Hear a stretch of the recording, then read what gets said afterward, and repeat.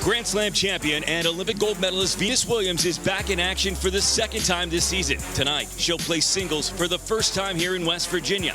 Her opponent, the current Australian Open champion and one of the feistiest players on tour, 21-year-old Sofia Kenin.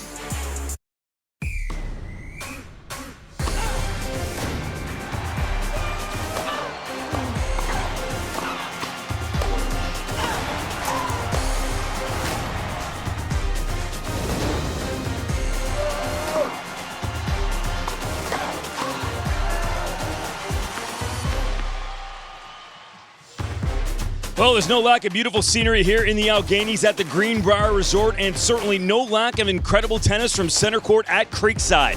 Day 7 of action and a full slate of matches taking place. Midway through the day, next up, it's the Washington Castles taking on the Philadelphia Freedoms. Hi, everybody. Good afternoon. I'm Nick Gismondi. Glad to have you with us here on CBS Sports. Well, another great day of tennis coming to you from the Greenbrier Resort, and a big one coming up next. The Washington Castles and the Philly Freedoms. The Philly Freedoms, one of the most talked about teams coming into this because of just how stacked their lineup was. And no surprise, when these two teams met yesterday, it was a victory for the Philadelphia Freedoms. They do it again right now. And certainly two of the most talked about players are Venus Williams and Sofia Kenin. Let's take a look at the tale of the tape between these two, well, giants.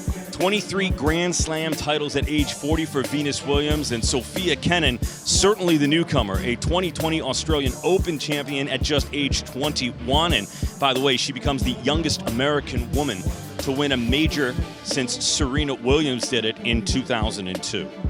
So a huge match in the overall standings as the marathon that is quickly turning into a sprint to the playoffs continues. A look at the World Team Tennis standings as we come into this match. How about Philly? They got out to a quick start, and a win today would certainly solidify the talk as one of the strongest candidates to capture the King Trophy. And the Breakers, another one to keep an eye on. They lost 3 in a row to start, but have shown some character and have put together a couple of back-to-back wins. And obviously the importance of the Washington Castles in this one certainly prevalent as well. And again, they got a look at them yesterday. They get another crack at them today. And there's two gentlemen who are the perfect complement to call this one for you, Jason Knapp and Nico Pereira. Gentlemen, let's talk about this match. Nick, thanks. You know, all of the great successes for Venus Williams in her illustrious career, the Grand Slams, the Olympic gold medals, you can add success in the World Team Tennis format to that as well. This is her 14th season of WTT play. And Nico, as we saw yesterday when she made her season debut playing some doubles, the passion comes out right away. Yes, and she loves it. She's been around for a couple of days, and she can't wait to play. Finally, she got to debut in doubles. Today, we see her in singles, and we see her playing with Rodeo Nova against Taylor Townsend, Catherine Dolehide, and there we see Venus feeling passionate, would you say, on the court. Also playing with Marcelo Arevalo in the mix. There we see Taylor Townsend again against Venus, and she was just all smiles. Today we see her play against Sofia Kenin. Kenin lost to Kim Clijsters, but Venus Williams is in a different stratosphere. She's a trailblazer. She was there, and she announced that her sister was coming. I don't know what to say about Venus Williams, but that I'm very excited to watch her play, and so is Sofia Kenin. So get ready, because this is special. You don't get to see Venus Williams every day. We'll get to see Venus twice again today, women's singles, also a match of doubles for her on the slate, and the Castles looking for a little payback after falling to Philly today.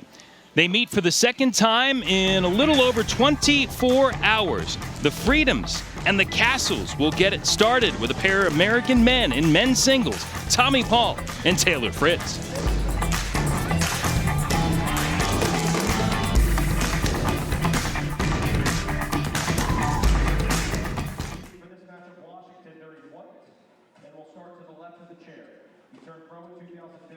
Currently ranked 57th in singles on the ATP Tour. He advanced to the semifinals at Adelaide to start the year, a winner of 2 challenger titles. He also advanced to the 3rd round at this year's Australian Open. A rising star on the ATP Tour.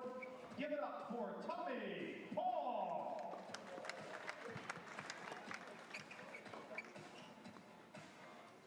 And his opponent warming up to the right of the chair in blue. He won his first title last year at Eastbourne.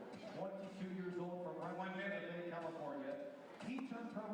2015. The very next year, he became the 2016 ATP Newcomer of the Year, reached the finals at Acapulco this The Greenbrier. And by the Australian Open to start this year's Slam season. He also broke into the top 30 this year and is the highest-ranked male player in World Team Tennis for male players. Give it up for the Philadelphia team, Taylor Fritz. So we have Paul and Fritz going up against one another for the Castles and Freedoms respectively. Again, first team to win 5 games will take the set. If we go to 4-4, a 9-point tiebreaker will be played. And let's remember, lets are played at World Team Tennis. 15 seconds. And we'll utilize Hawkeye.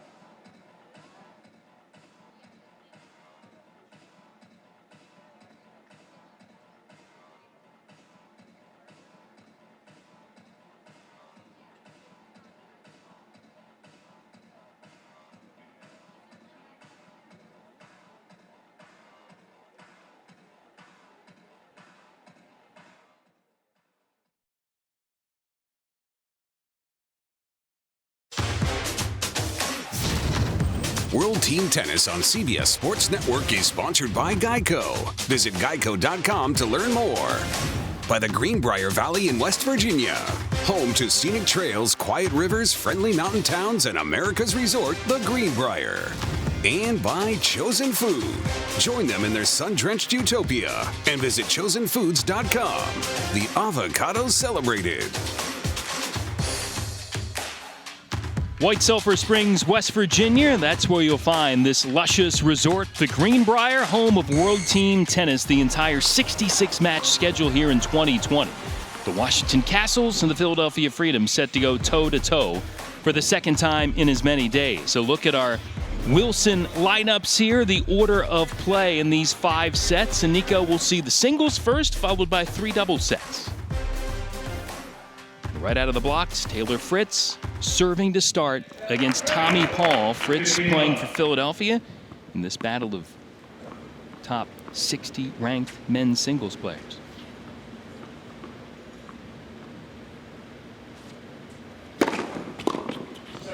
Spoke to Craig Carden regarding the lineups because they are playing as a home club today. And he said there were no particular changes. He might switch some players depending on how this starts, but he feels comfortable with Taylor Fritz starting out for them. Saw Fritz won in a tiebreak set yesterday, 5-4, 25-17 the overall title.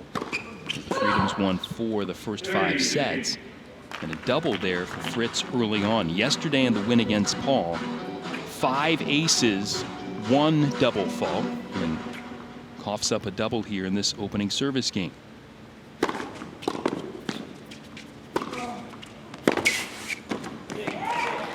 And Tommy Paul able to counter. 30 all. No ad scoring here, Nico, so 2 points away for either of these guys to take this opening game. Paul is going to have to defend very well today because Taylor's intentions made clear from the start.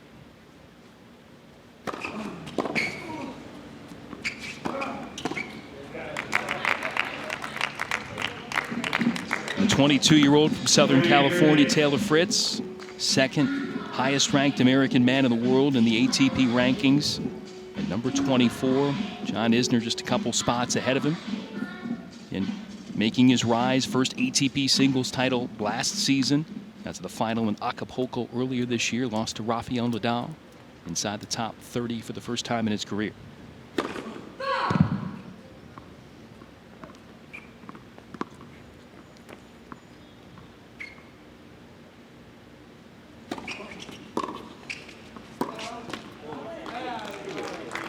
Paul is one of those players that never goes away. I like his looseness. But on the other hand, sometimes in a point like this, you have to be a little bit more intense. Let's see how he plays it to start this match.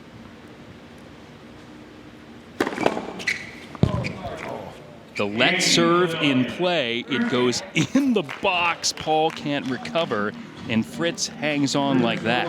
He's been doing a lot of damage with the serve. In this occasion, he's a little bit lucky. I think both of them are a little bit lucky, but Taylor has called on that serve every time he wants to, and he is full of confidence. Again, we got men and women playing together. 5 sets here. First to 5 in the set wins the set. We have a tiebreaker available if we need it.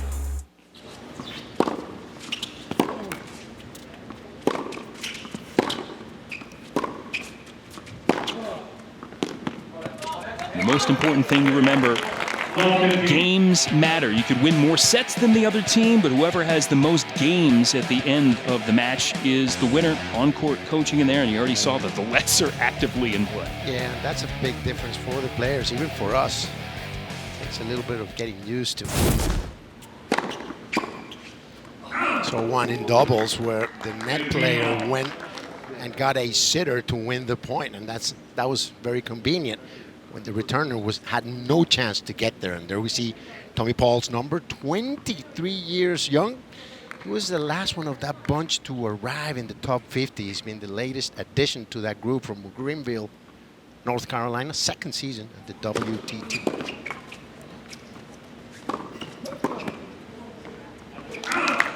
It was Tiafoe and Fritz, Opelka. Tommy Paul was left looking from the 150 or 200s up at them, but finally he's been working very hard with Brad Stein since the US Open. Brad has made him change a few things. Brad of Jim Courier experience.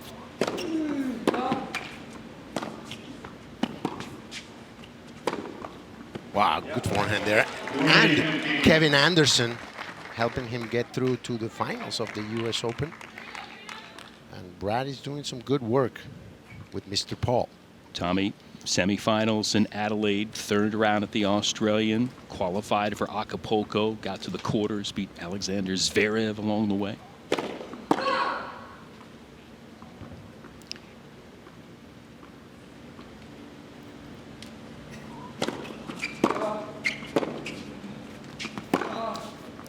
Oh, bomb. He can hit it from anywhere. Forehand or backhand. That lateral movement has improved from Taylor Fritz tremendously. As we see that Paul's ball was not short at all.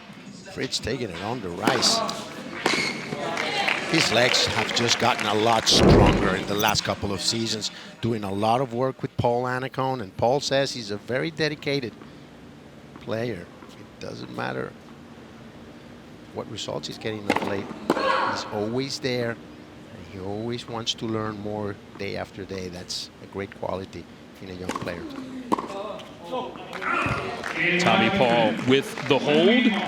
Each player getting things done on the serve as we look at what's lifted Tommy Paul into the top 60 in the world for the first time this year. Well, he got into 2020 with only 11 career wins since then, 9 and 5, and he's been playing the big tournaments. Well, small ATPs like Adelaide and Acapulco, but doing well, getting his wins, and then winning his first Grand Slam match is huge. He did so earlier in the year in Australia, and career high ranking for him. So things are looking good for Tommy Paul.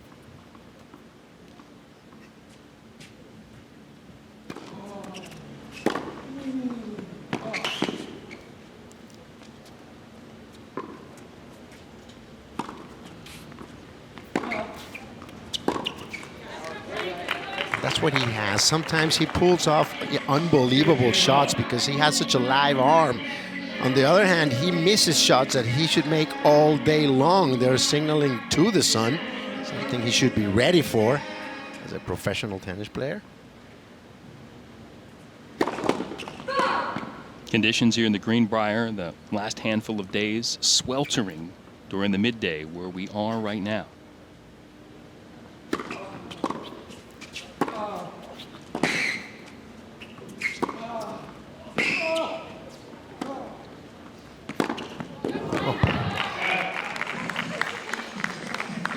That never say die attitude of Tommy Paul, but couldn't track that down. And that's another one of the areas that Taylor Fritz has improved, that we see Paul moving from side to side, and he's like doing a drill from practice here, but Taylor Fritz has been learning to come forward, which will save him a lot of time on court because he hits the ball so hard. If he comes in to finish off the points, he'll be able to run a bit less. Save some energy for later on the match. Hold it love for Taylor Fritz. 2-1 here, Philadelphia. Or excuse me, yes, Freedoms here over the Castles as we look at the American men ranked in the ATP Top 100, 8 of them. Well, John Isner has been at the top of the Americans ranking for a long time, doing it up. John is feeling good and ready to go. Taylor Fritz right there in second position, 3 spots away. Riley Opelka has climbed tremendously and improved. Sam Querrey with all that experience. Tiafoe in the 80s. Hope he's doing better and working hard and getting ready for the restart of the season on the ATP Tour.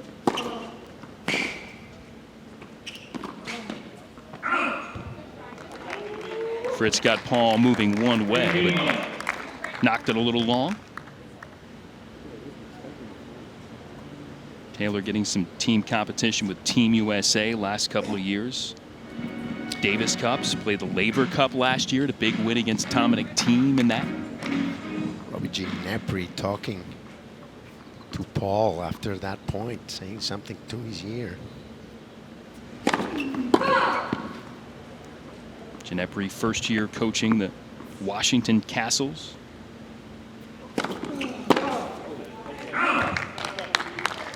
Castles, one of the great success stories in this league. 6 World Team Tennis titles, 6 in a 7-year stretch from 2009 to 2015 under Murphy Jensen. Robbie Ginepri taking over this year. It's quite a change in personalities there from Murphy to Robbie.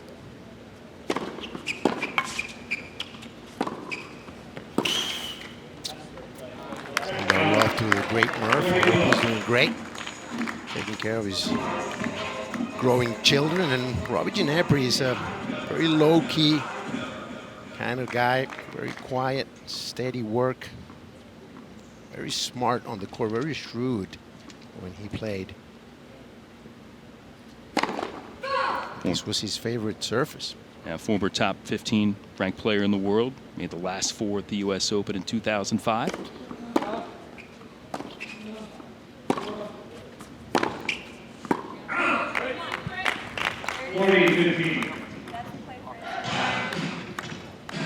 Normally, coaches are on the bench with the rest of the players, but this year under the COVID guidelines, they're serving as ball persons. So you see Ginepri operating out of the corner.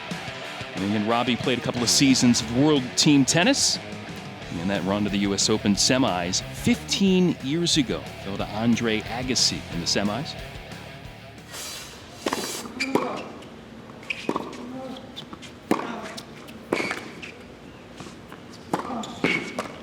I think so far here in the 7th day, I think the players are willing to help and the coaches are willing to go to the back because they're looking for a little bit of a shade. It's been toasty for the start of this one.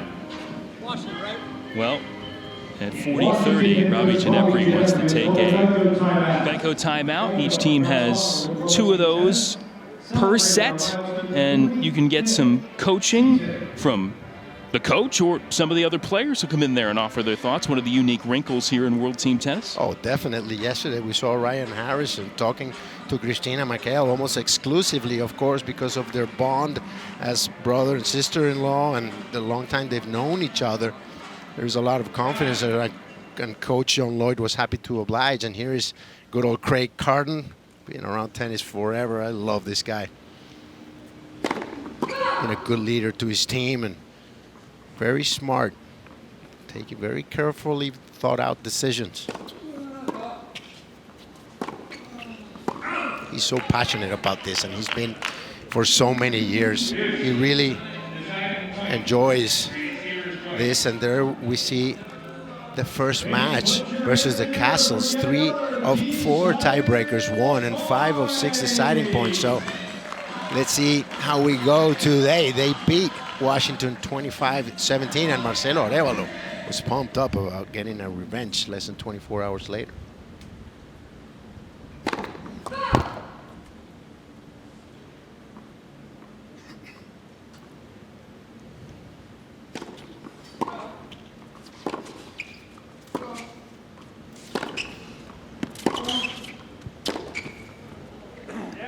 shank from Paul, and there is the break for Taylor Fritz. 3-1 Philadelphia early on against the Washington Castles.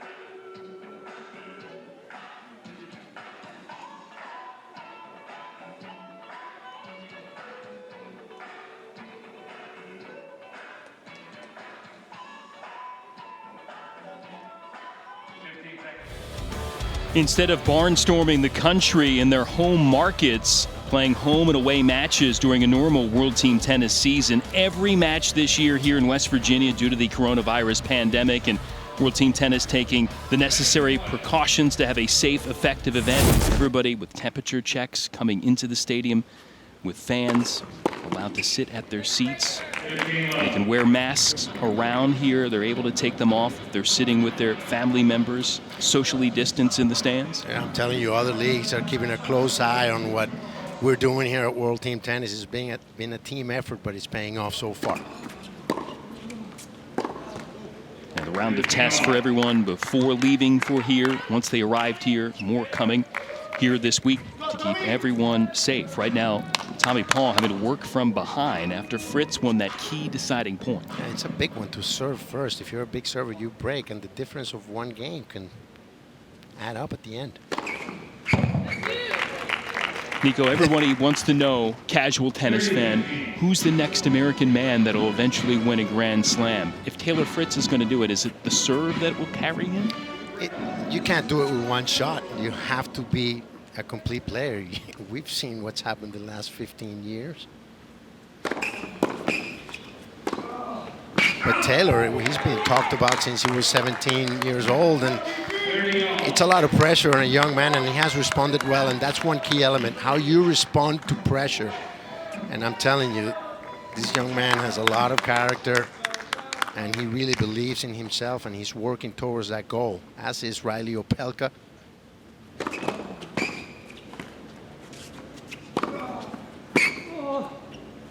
And why not John Isner? He still has the goods, and the big man could, you know, bid farewell in style with a Grand Slam title. Why not? Boy, Tommy Paul's had his fair share of lets to deal with. Another one got him off kilter. Hung in there a bit, but gained point for Fritz.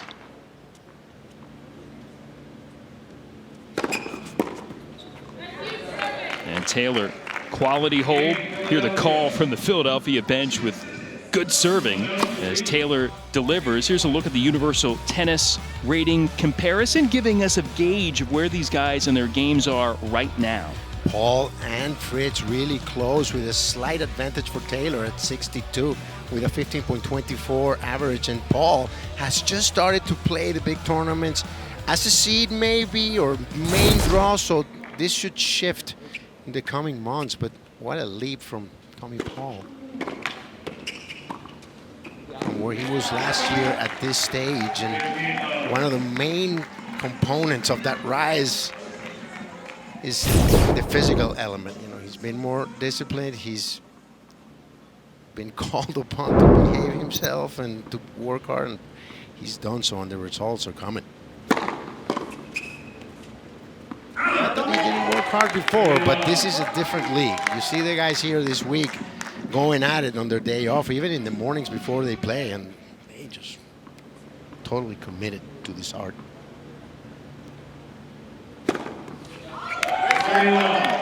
Swinger wide there from Tommy Paul, and you get a taste of that success and what you can achieve when the work's put in.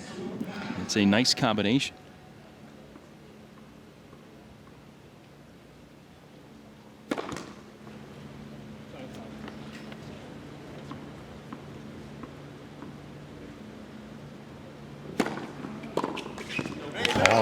team with Arevalo and Monroe, and those two have worked hard for where they're at and can really learn from those guys.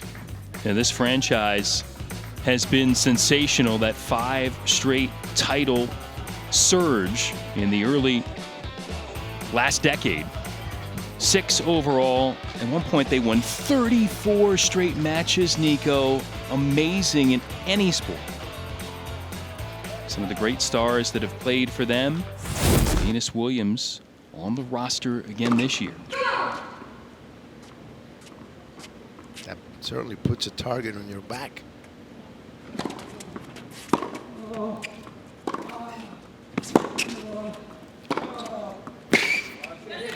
And this one thing I've watched this week, Taylor, with no hesitation when he has an opportunity to close it out. Look at that forehand, very close to the baseline.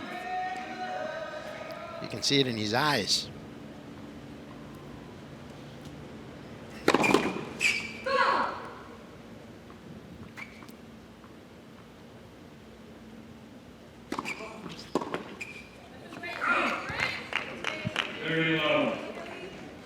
First career ATP singles title last year on the grass at Eastbourne. Beat Sam Querrey in the final. And again, winning 3 of his first 4 single matches this year in WTT play. And continuing to cruise along on serve. 5 aces yesterday against Tommy Paul, against 1 double. And approaching that mark with 4 already here. Set point. Nope. Missed. Just a bit.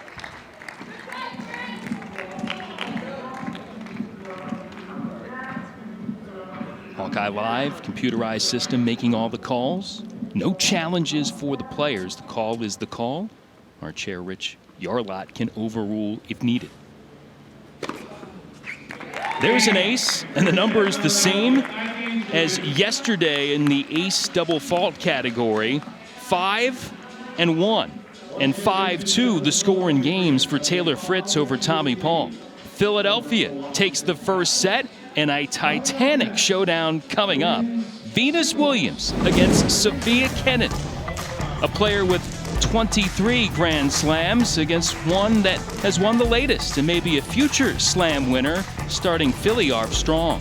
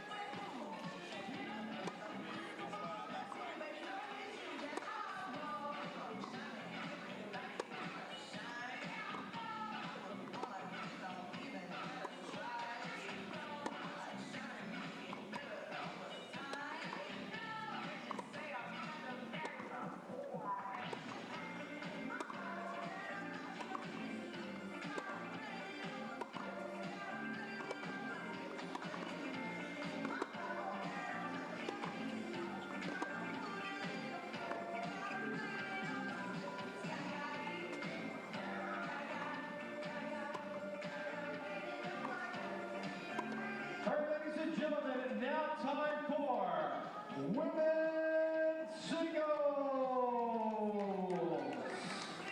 Let's meet the participants. Both warming up to the chairs left. First with visiting Team Washington. She's a 23-time Grand Slam champion and former world #1. A winner of 49 WTA singles titles and 22 doubles trophies. And a 5-time Olympian. Give it up for Venus Williams!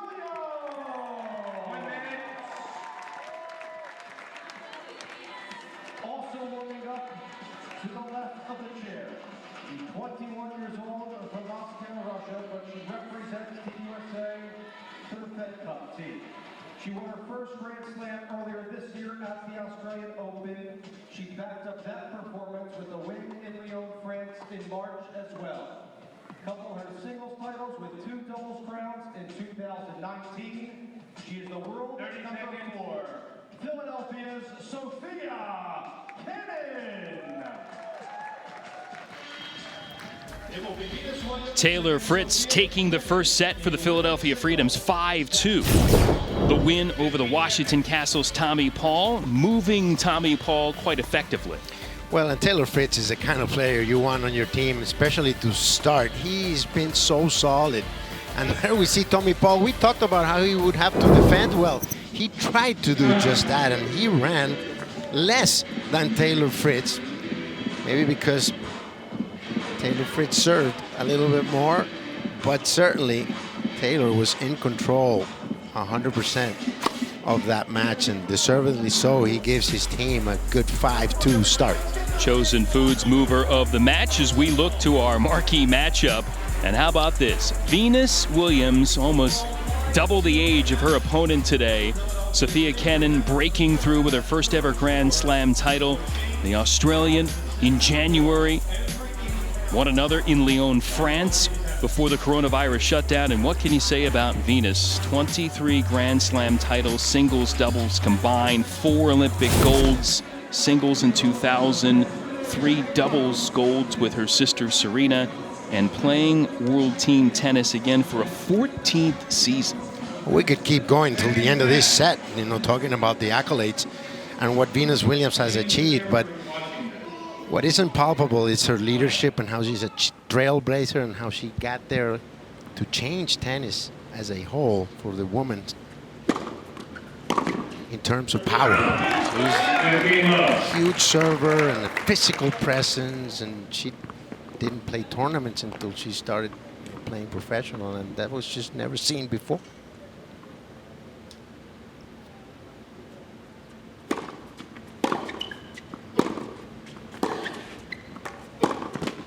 A couple of years ago, she had a shot at becoming #1 again.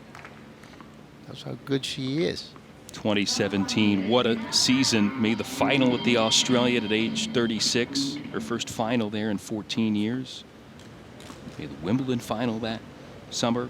Title match at the WTA finals. Semis at the Open. Wimbledon final against Muguruza. She had a big shot at winning that first set, and if that would have happened, I don't know if Muguruza would recover. Muguruza very nervous in that match, and Venus, a 5-time champion on that court.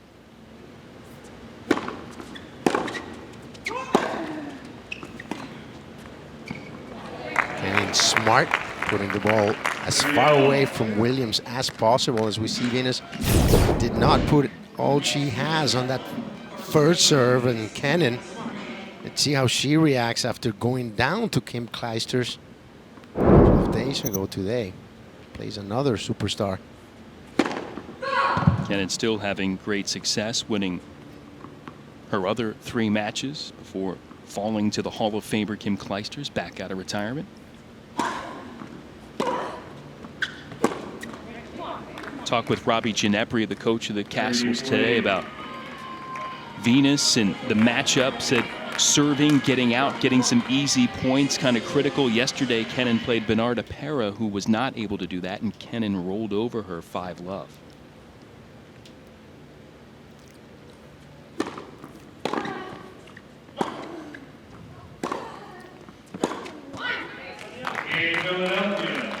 So Kenin able to get the break here to start things off against Venus. You look again at this sensational career, the 7 major titles in singles, closing in on 50 overall WTA singles, and just trails Serena in all 4 of those categories, what the Williams siblings have done in the last 2+ decades. Sophia Kenin continuing to write her own storybook 2020 season.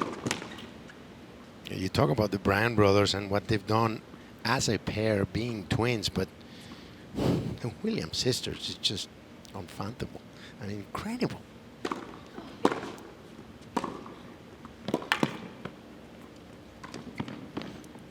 Oh, I think that was white. And we were marveling at the arrival of Venus, and she warned us. We have to give her that. Just wait till you see my little sister. I'll never forget that. What are you talking about? Well, she knew what she was talking about. Certainly did.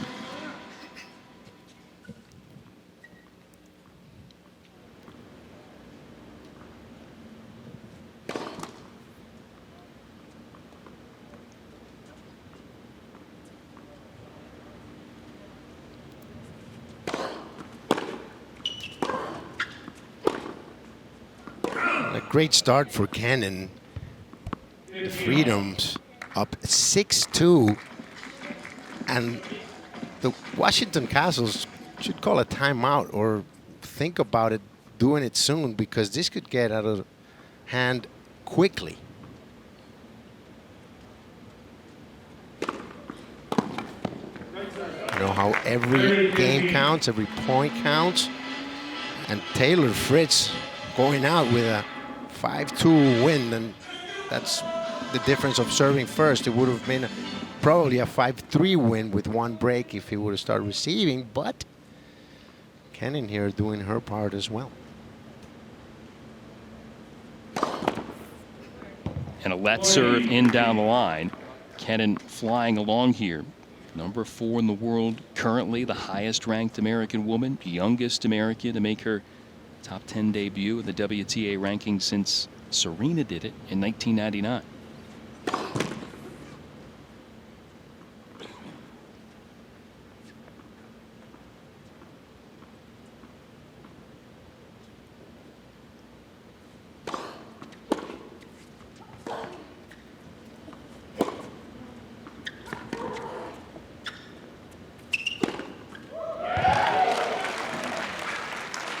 Venus able to have success on the lob.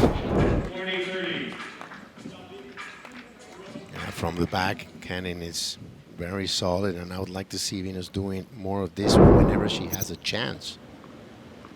Has not have as many so far.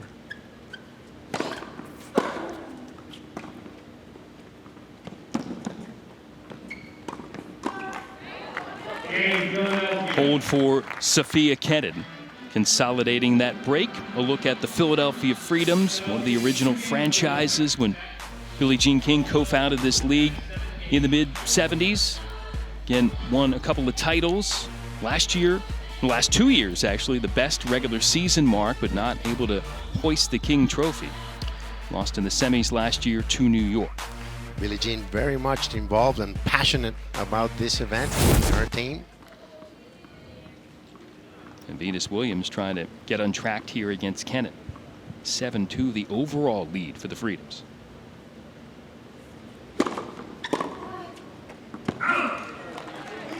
And the match inside the match, if it's not your day, you want to try to at least make it close, get some game wins to help out your teammates later on down the line.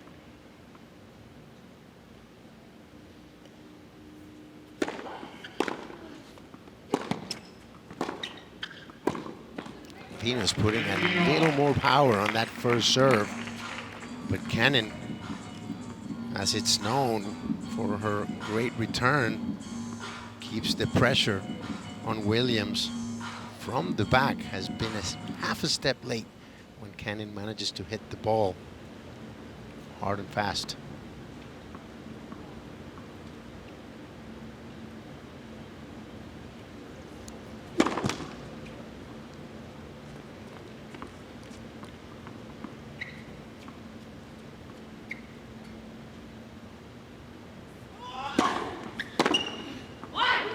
Again, with a great return. 15-30. You see she's trying to go wide, but not enough there, and Cannon did not have to move much for that one. Just put out her right leg and hit the ball in front. Yeah, look at just this start by Philly with the two singles of Fritz and Cannon. I would say that's pretty solid. It's a good position to be if you're Craig Carden.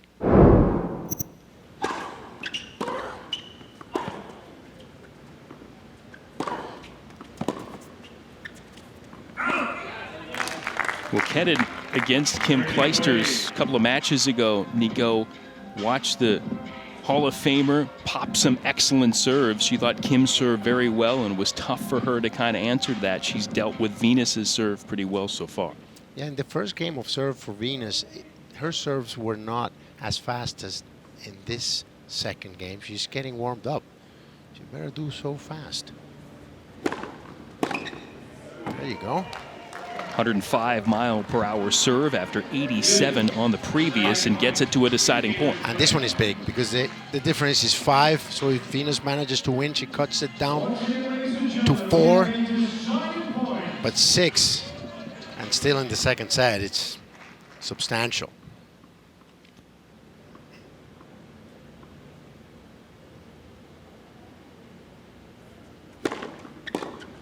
And another bomb. Ramped it up to 115 miles per hour. She knows what she's doing, warming up. Well, she's been in a million pressure moments in her career, plus she knows about the format of this, having played a decade and a half of World Team Tennis. Yeah, she went body on Kenin with that 115, and Kenin was standing back, but still she was waiting maybe for Venus to go down the tee. And there we see Kenin just could not untangle herself from that serve, and she's still up a break 2-1, and the general score 7-3 in favor of the Freedoms. See if Venus loosens up enough to get a break.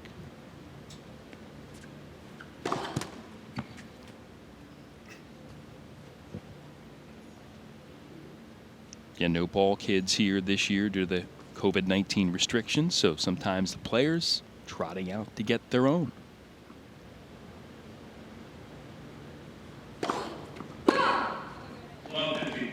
Heard about how the pressure got to Kenin playing against Clijsters, and asking around, and heard that Clijsters was particularly important for Kenin, shaping her game after her, but Venus in a different stratosphere.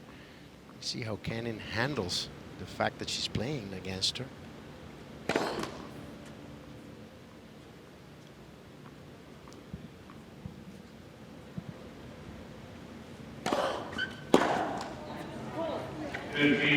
Well, Sofia Kenin showed in her run at the Australian she does not shy away from pressure moments with some amazing come-from-behind wins. We saw her beating Serena in the center court of Paris, and she never hesitated. She's a little lion. She, too, slated to play a little bit of doubles later on.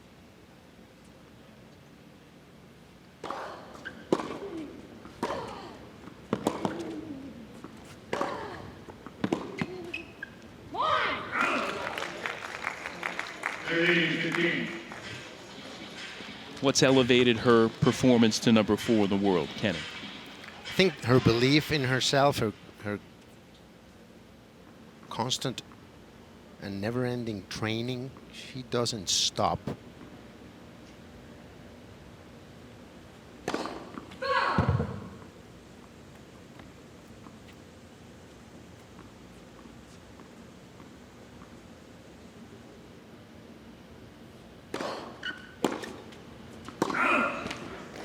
Also have to give credit. Some people talk about her father and you know how some people go about their business.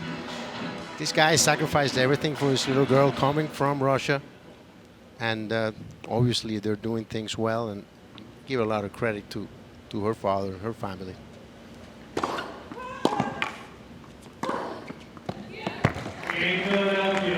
Alex has been here during the World Team Tennis season, watching Sofia do a lot of this.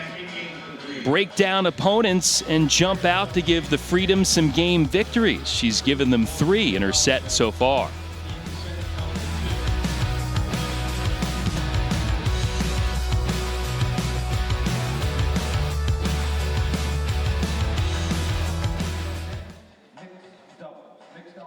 Doubles to follow women's singles.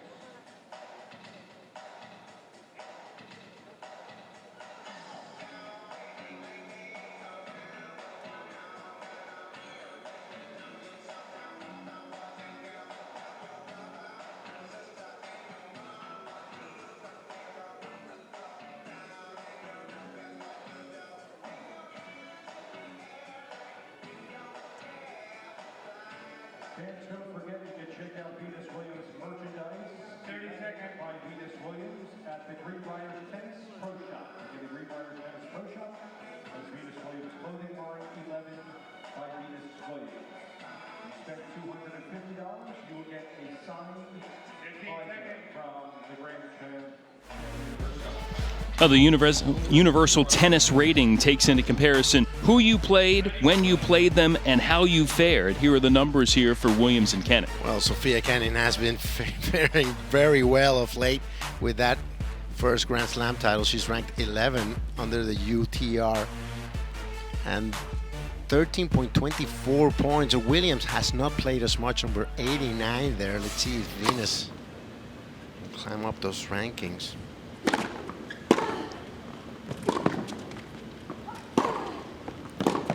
And this competition here is going to be a big part of it to get ready for whatever we may have in front of us in terms of points in play for the ranking. She will get a few matches in, and that's always useful. Right now, Venus is 67 in the WTA World Rankings in singles. Only 3 matches on tour in 2020.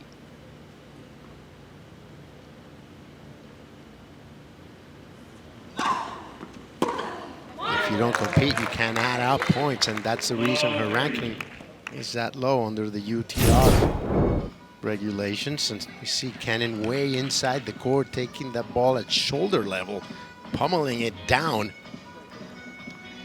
That's an automatic shot for her. And Venus Williams here in trouble again with her serve, down low 30.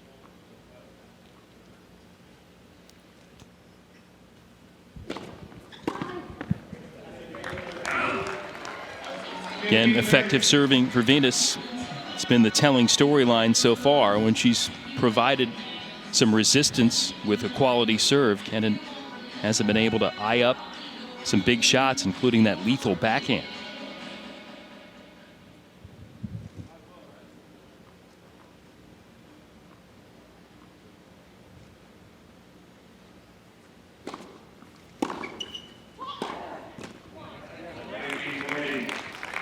And now break points near here for Kenin. 3 of them. Venus needs to string together 3 points to salvage the hold.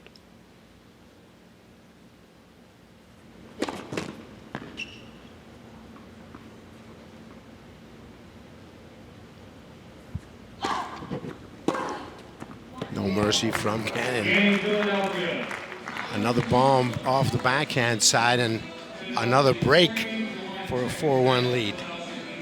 Sofia Kenin lighting it up here against Venus Williams as you look at where she stands among the American women. Number 1, since she's number 4 overall. Serena there in the top 10, and the rest of the group with Venus again at number 67. We see Serena and Kenin on the top 10. Serena does not play much outside of the Grand Slams.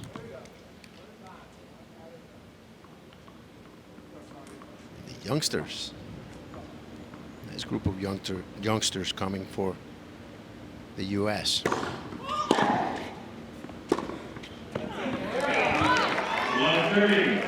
Some of the fans here at the Greenbrier trying to boost Venus here a little bit. They'd like to see her on the court as much as possible. Trying to rally her for a potential break back. And we'll see both of these players again in women's doubles in the 4th of our 5 sets of play.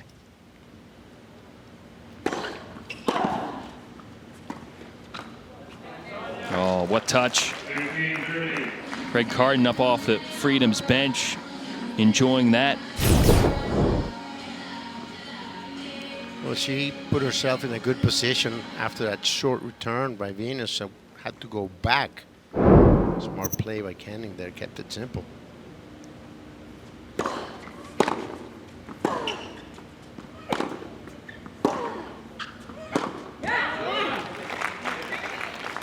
And Kenin working from the hole to draw even.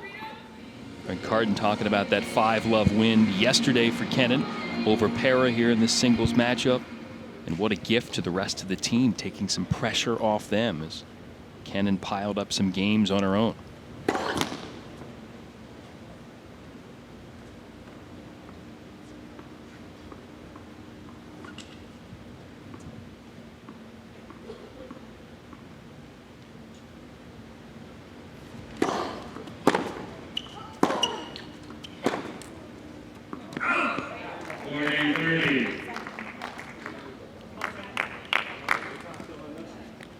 Venus has not played a singles match in a while. That could be the reason. She's not feeling completely at ease there. She'll be back tomorrow. She'll get her groove. Set point here, Kenin.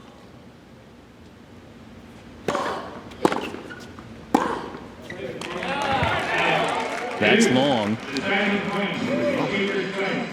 Deciding point here in this game. Williams needs us to stay in the set. So often on tour, you don't feel it in this first set. You're like, hey, I'll get you in the second set.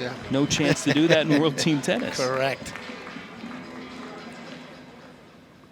Can go in a flash.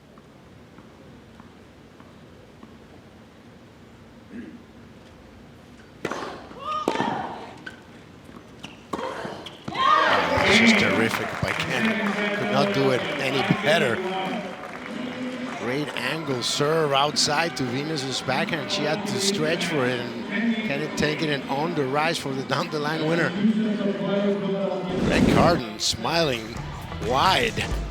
And why not Sofia Kenin for the second straight day with a blistering singles win against the Washington Castles. 5-love yesterday, 5-1 today against Venus Williams.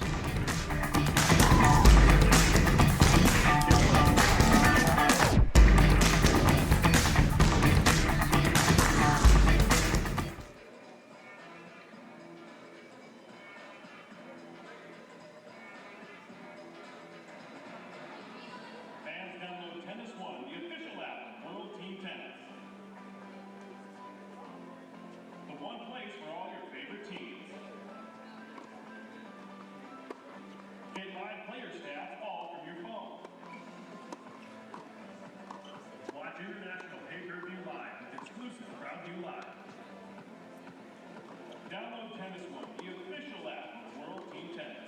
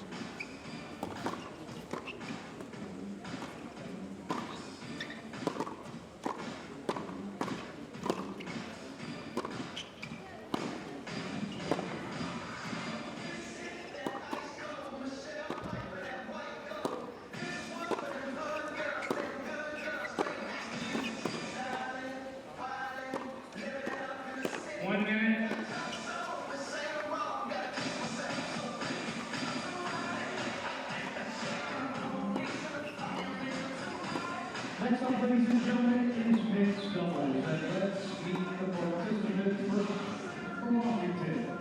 And let's begin to the left of the chair. Tournament 62 singles for WTA Tour. She's from Croatia, but represents the United States. Last year was her second consecutive top 100 finish.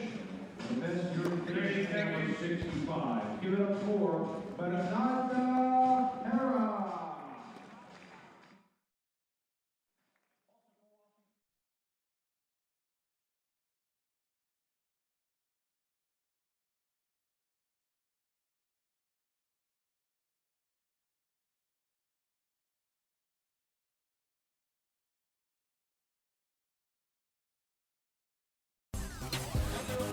The return game of Sofia Kenin, electric against Venus Williams. She likes to go in to return those serves and hit it away from the server. In these occasions, once down the line, the other one cross court, and this one for the break. also with the backhand. And this girl is solid from both sides. As we can see, they did not run much, not too long on the rallies. Venus Williams got a taste of singles, trying to get her rhythm. She has to make sure those first serves go in at 100 miles per hour or higher to try and dominate the point, at least when she is serving, and putting the pressure on the opponent when they are serving. So Venus looks very thoughtful there on the corner of the bench where she has been, getting her social distance from her teammates, but also being very vocal and just a tight group. This Washington Castles. And now, Donald Young to serve with Taylor Townsend against Bernarda Pera, and one of my favorites, Marcelo Arevalo. The energy this guy brings to the court, and he will need to bring all that he can because they are down 10-3. And Taylor Townsend, former female MVP in this league 2 years ago with the put away. She and Donald Young have known each other a long time and paired up together here today in mixed. Two lefties, both very talented, great hands. Donald, 30 years old. He he seems like he's 40. He's playing pro since he's 15. Taylor Townsend doing it at the net. And I was talking about how talented these two are, and you will see the angles that they can produce. Great wide serve, both of them. Great hands at the net. Very experienced Donald Young, and as I mentioned, he got so many wild cards as a young kid, played so much, had the opportunity to get up there, and for some reason, he's made quite a career. It's been long. He's been successful in doubles as well. A couple of ATP singles finals in his career.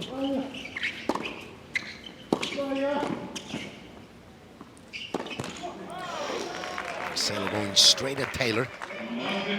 And the other male player in this matchup, a guy that was trying to make a name for himself at singles, but more focused on doubles now and starting to see the payoff. Yeah, they're close in age with Donald Young, but a total different story.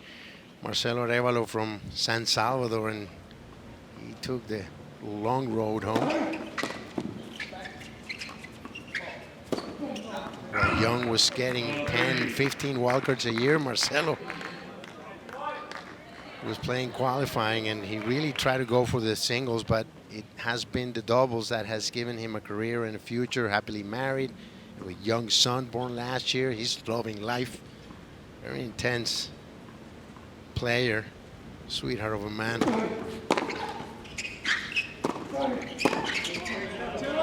And you'll see that passion flowing through him. He has been one of the emotional leaders for the Castles. The mark of 2-2 so far here in this 14-match regular season for each team.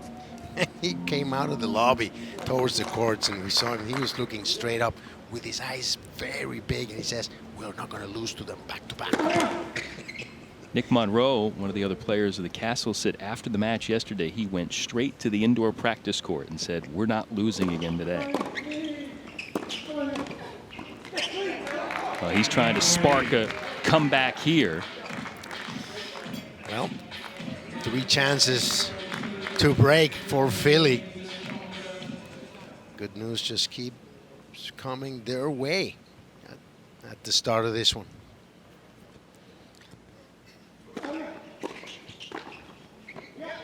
Bernarda Pera has been huge for her team in singles and doubles. Saw her play a couple of winning sides, and she can really hit that backhand crosscourt from the back of the court. And great athlete from Croatia,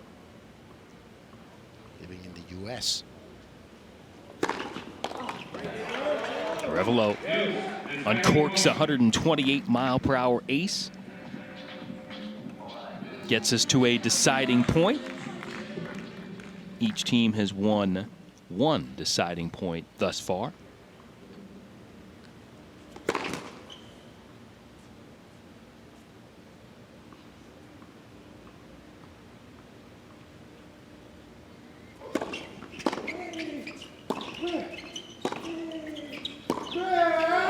Massive forehand for Arevalo, and the Castles on the board in the set. Mark that moment, because they can ill afford to go down another break.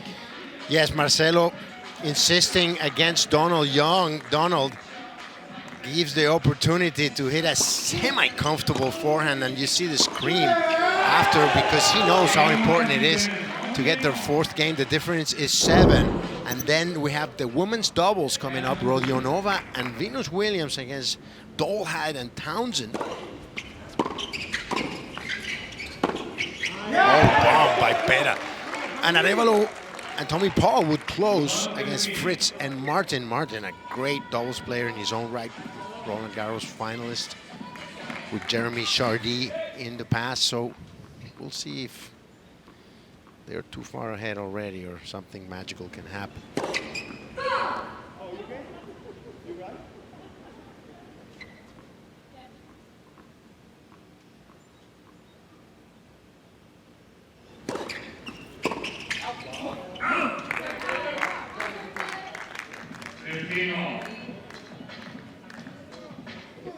Taylor Townsend, again, in this format of World Team Tennis, has just tortured some teams in recent years, helping Philly to a tremendous record, 23-5 in the last 2 regular seasons, a fixture for the Freedoms in the last few years.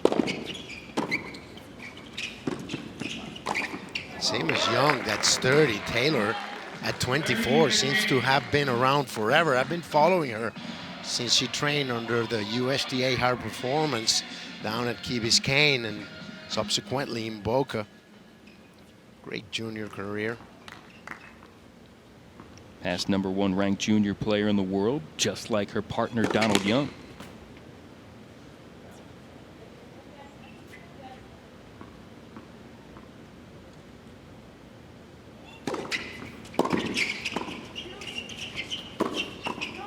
Great pickup, but too powerful with the forehand. Arevalo going back to Taylor.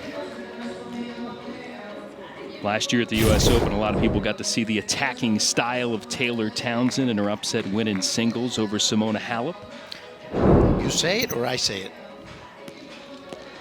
Huge point coming up. 30 all here. Philly with this big lead. The Castles trying to mount a comeback.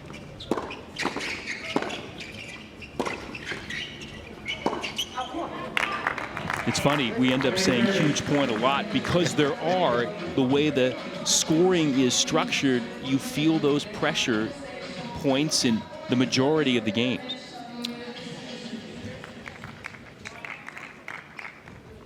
Townsend trying to serve it out. If not, then you're staring at a break point.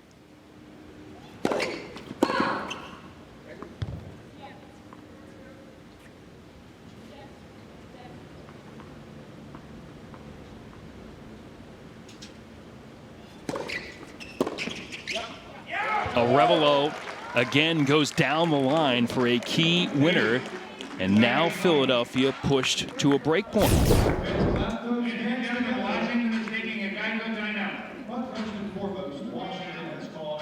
Robbie Ginepri wants to chat about it with his team. A Geico timeout taken. Pera and Arevalo.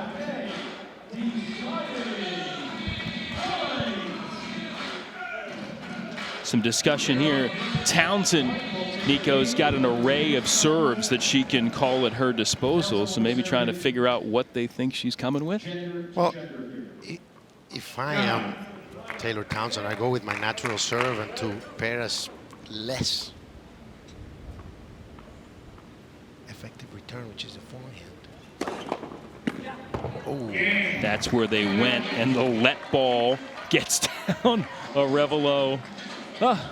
You work so hard in that game to force a break point, and then the let gets you. And that's what it is. As you can see, Marcelo trying to swallow that bitter pill and move forward. Down 4-12 now in the scoreboard. Nothing they could do. Plus, you've been playing all of your life that the let is replayed. And your initial instinct is telling you that the ball is not in play, and all of a sudden, you know, your subconscious goes, hey, knock, knock. You have to play it. It's not easy.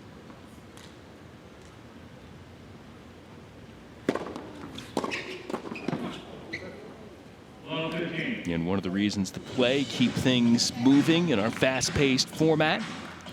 Right now, Philadelphia racing out to this 12-4 overall lead. Look at Bernarda Pera, and from Croatia. Has represented the United States since 2013. From Zadar, one of the most beautiful places you'll ever visit, if you're lucky.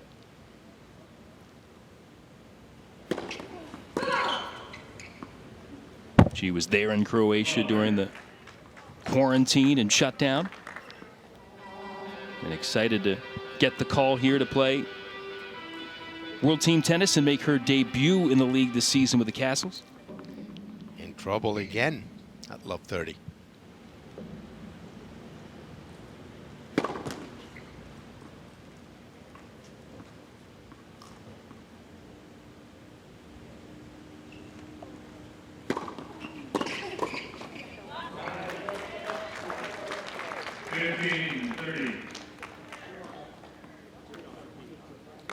Pera ranked in the top 100 in the last couple of seasons in singles. Cracked the top 60 in the world for the first time earlier this year.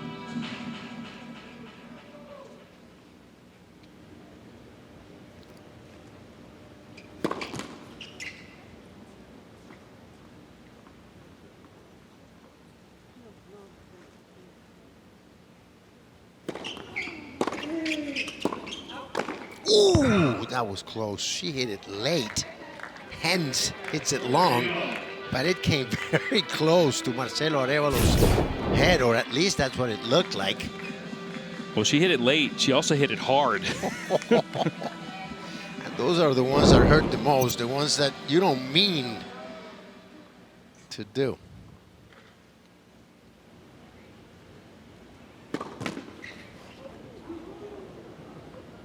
Close to that let hopping over for the Castles. Second serve.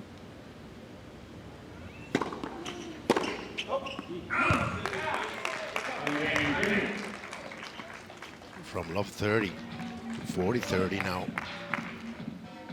Pera trying to hold on, at least on this third set.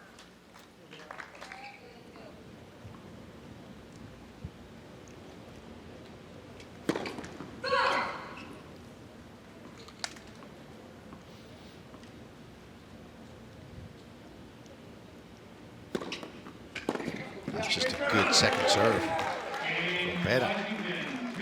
So Washington trying to rally in the overall match, rallied in that game, looming large. Marcelo Arevalo, not been the Castles' day so far. We'll see if it changes.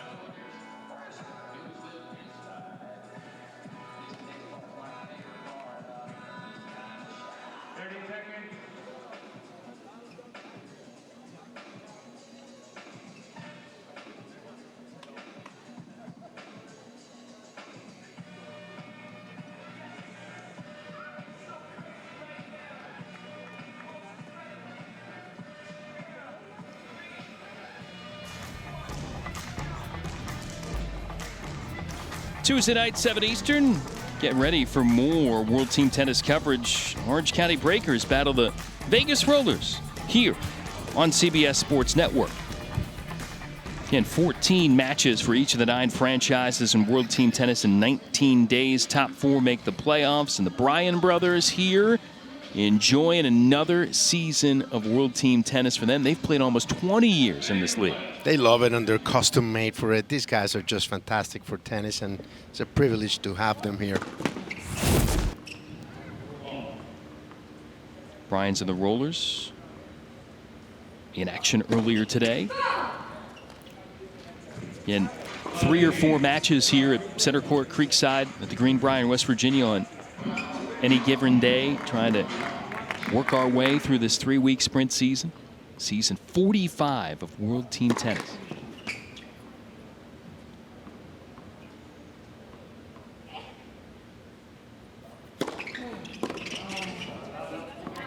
Beautiful second serve by Donald. He has such a sweet hand. He accelerates, can hit any spin, changing it at the last minute. He can go top spin, he can slice. Enjoy watching Donald Young. Oh, that was in. It's Bera's best return, that backhand cross court. That's why she always plays the deuce side. Try to avoid that backhand at all costs. And a big point, and Donald with the kicker.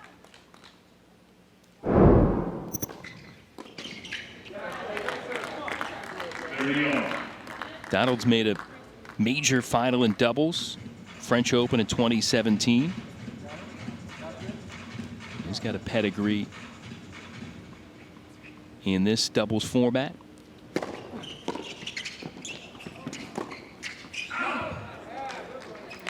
Got distracted there by Arevalo's charge. Marcelo wanted to get that ball at all costs, and now they have 2 opportunities to break. Get back one of those 4 breaks as a team.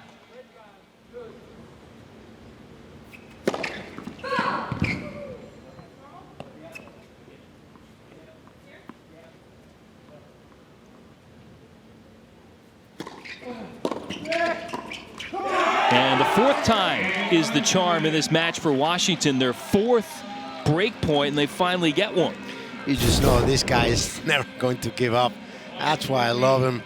Great return down to the feet. Donald a bit late getting up there, but the return was just superb. The serve maybe could have been a little wider, but nothing they can do about it now as Arevalo gets ready to serve up a break 3-2, and Greg Carden was thinking about putting in Martin instead of Donald Young, and Donald said, wait a minute, what are you talking about? And now it's Martin going to talk to Carden. Martin, the leader of this locker room right after Carden.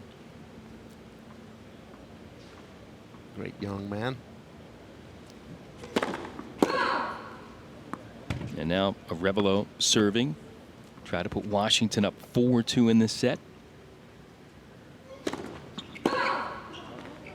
I think those changes have to be pre-thought, you know. If this is not going well, I'm going to substitute the man for this one or the woman for that one and be ready, because it could happen at any time. Martin didn't know what was happening there.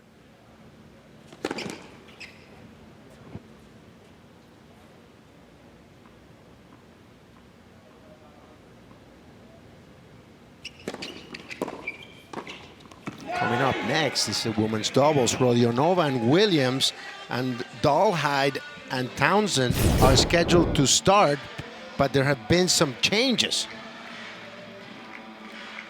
Sophia Kenin could see some action there in doubles, which would be fun to see Venus and Kenin on the court at the same time again. She would go in for who? For Townsend. Okay.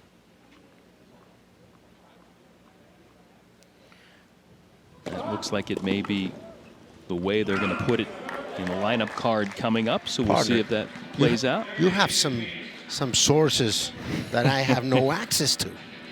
Come on. It's supposed to be my job. Alongside the former junior standout, multi-time ATP champion Nico Pereira. Jason Knapp with you. Nick Gismondi handling interviews and more. And right now, this Washington team's kind of flipped the script a little bit as far as momentum going. Game point here. The Arevalo factor.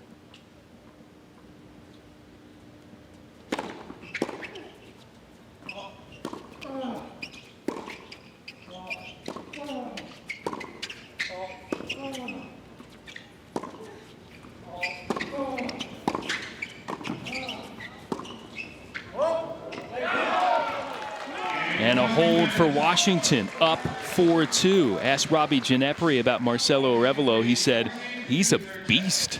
He's a force of nature. He has his limitations, which he understands very well, but he also plays to his strengths. And if you don't overpower him, he will out-hustle you to death. As you see here, his player profile pro since 2012, won ATP doubles title. I had the pleasure to be there at Los Cabos when he won with Miguel Angel Diaz Varela, the Mexican, and 35 ITF and ATP Challengers doubles titles. He's been down there in the dungeons for a long time. He's enjoying his life in the ATP Tour, which, you know, he's been playing the bigger tournaments for the past 3-4 seasons. Played his Grand Slams and going for more. We'll see plenty more of Marcelo Arevalo. Townsend serving to keep Philadelphia in the set and help them keep a pretty sizable advantage. This is where you need a player, one of the two, to take the lead and go, come on, let's get back to it. Been a bit shy on the Philly side. I'd like to see a little more fire, especially if you're up by a sizable margin. You want to make your opponent feel it. Go big. We get Taylor and Donald grown up together. Taylor's coached by Donald Young Sr. She said, knowing Donald Jr., joked he was ruthless, kind of treated her like a younger sister. Grew up together, got to watch him accomplish some great things as a junior player, and she followed and did the same. But right now, they have just kind of lost their way in this game. Double fault, and Washington 2 points away from taking the set. You have to make a change, and you have to steer things up if you're Craig and Caroline Dahlheid getting ready to go in. Probably with Fabrice Martin there, you see him jumping, trying to get warmed up, and it's a double switch right here. Maybe too little too late from Carden. And we'll see what Craig Carden opts to do. You can sub in. Again, another of the fun aspects of World Team Tennis. You can bring players in off the bench just like you would in any other sport. Oh no, so he decides not to switch anybody again. I mean, what's going on there? 15:30.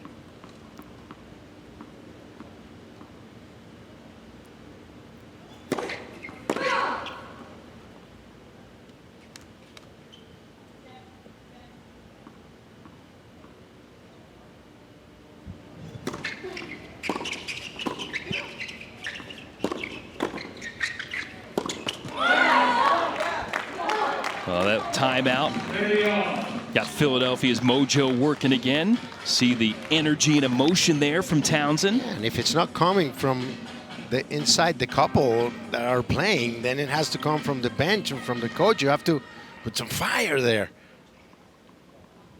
See if that fire can keep burning here for Philly. Oh yeah, there you go. And the come on from Taylor Townsend. That's her biggest serve of the match at 105 and smack on the line.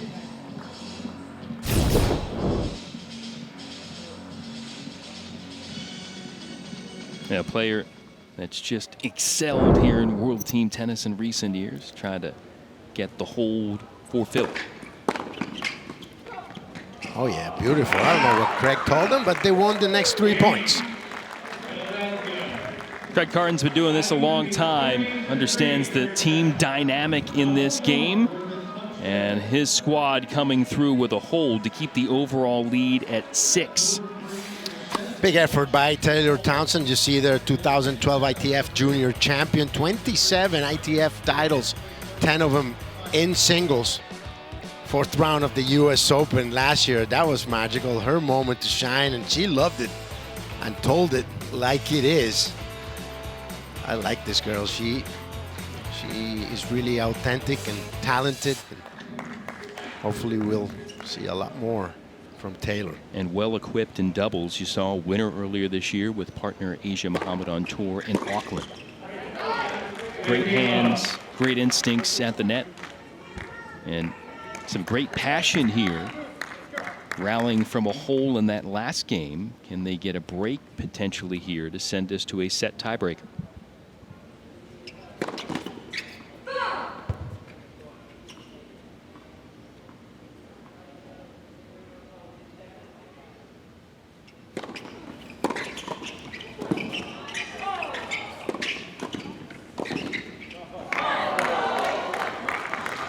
Well, Donald Young knew that second serve was coming from Pera, and he teed off directly at Arevalo. Marcelo was fishing up there, got that one away, missed out one, a swing and a miss, and this one a bit late. Catches the top of the net there. Look at Spider-Man. Might not be pretty, but it works.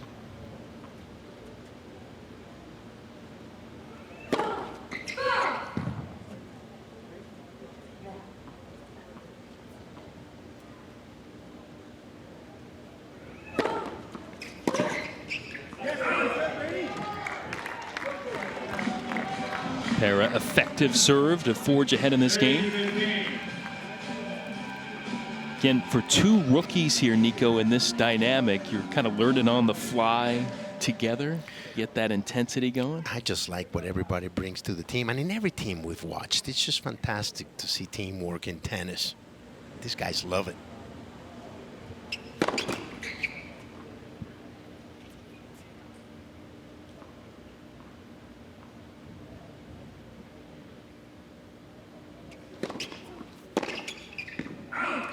Yesterday, Venus came in for a stretch and mixed, and Arevalo was like, oh my goodness, I'm playing with Venus Williams. Yes. This is crazy. I'd never get to play with her in any other circumstance you would expect. And he appreciates it to the fullest, believe me.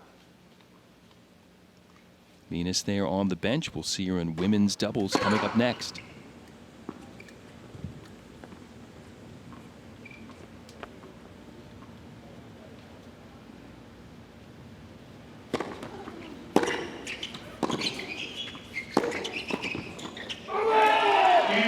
Big win at the net for Arevalo. He and Pera able to get things done. 5-3 in mixed doubles to close the gap on Philadelphia a little bit. The two big set wins for the Freedoms have them in control of the overall. Women's doubles is next. Williams Rodeo Nova against Kenin and Dolahide.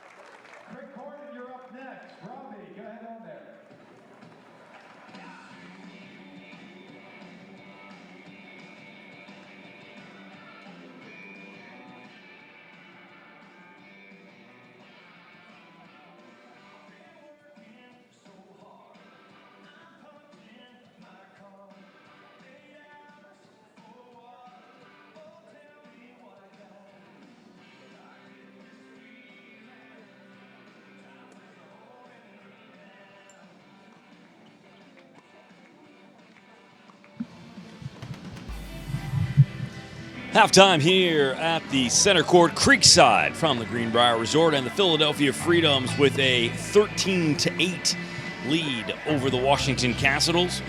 Women's doubles, men's doubles still to play here, and some early victories for the Freedoms. And finally, the Washington Castles able to find a way to break through and pick up some points. Hi, everybody. Nick Gismondi with you. Glad to have you here this afternoon with us on CBS Sports. A full day of action. There are 4 matches taking place today for the second day in a row here on day number 7 from the Greenbrier. A little warm outside during the afternoon match, but everybody battling through. Let's take a look around the league and see how some things have played out. But first, a look at what has happened so far today. The Vegas Rollers and the San Diego Aviators kicked off our coverage. A 20-15 victory for San Diego. And then it was Orange County taking on the Orlando Storm in a close one. Orlando losing in that super tiebreak 23-22. 2 in a row now for the Orange County Breakers after they opened up 0-3. And then currently it's a 13-8 lead for the Philadelphia Freedoms over the Washington Castles. We'll close things off tonight with the Springfield Lasers, who are struggling to follow up on their season. They are currently 1-3 right now. They have a big match tonight to try to get things back to even. And a look at the results from today. Sophia Kenin absolutely storms past Venus Williams in women's singles, a 5-1 victory. And the young 21-year-old, who is the reigning 2020 Australian Open champ, getting some dominance done against a legend. And then, of course, just moments ago, Pera and Arevalo with a 5-3 victory over Donald Young and Taylor Townsend. When we come back, more Venus Williams and Sophia Kenin. They'll match up again. It's women's doubles. On the other side of the break, Jason and Nico with the call when we return to the Greenbrier.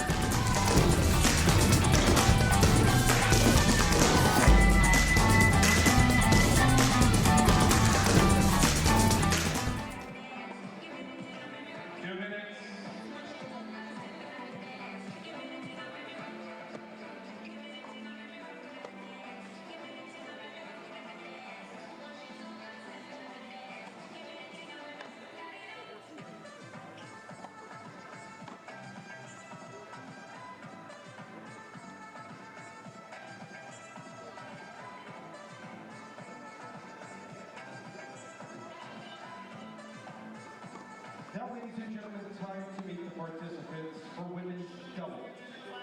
She won 1 doubles title in Thailand, the semifinals of an ITF tournament in Mildura, Australia this year, and a native of Australia. Say hello to Irina Rumyanova. To the left of the chair, the 23-time Grand Slam champion and former world number 1. Back on the court, Venus Williams. Also to the left of the chair, last year advanced to the semifinals at the U.S. Open in Thailand. And last year she won 2 singles titles and 4 doubles crowns on the ITF circuit. A native of Illinois, Caroline Delahide. And also for Philadelphia, to the right of the chair. Also competed in women's singles today, world number 4 on tour, and the winner of the 2020 Australian Open, Sophia Kenin. 30 seconds. 13-8 overall in the match through 3 sets as we jumpstart set number 4 with women's doubles Williams, Rumyanova against Kenin and Delahide. Keep an eye on that running total. Keep clock on that cumulative total as the set progresses. Last serve.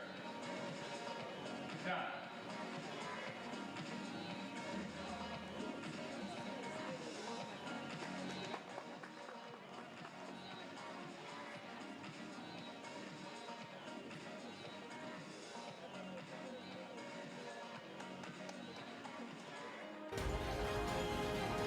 Here from the gorgeous Greenbrier in the Allegheny Mountains, about a 3.5-4 hour ride from Washington, D.C. 13-8 for the Freedoms over the Castles. Washington winning that last set to close the gap with 2 sets remaining. And it's more doubles action. Venus Williams will get paired with Irina Rodionova for Washington against Sophia Kenin. and Caroline Dolehide here for Philadelphia. Well, the gap has closed to 5. After that mixed doubles, we're on to the 4th set. And Kenin and Dolehide are, to me, the stronger team. Venus has got to get that serve going, and she's the one that's going to start for the Castles.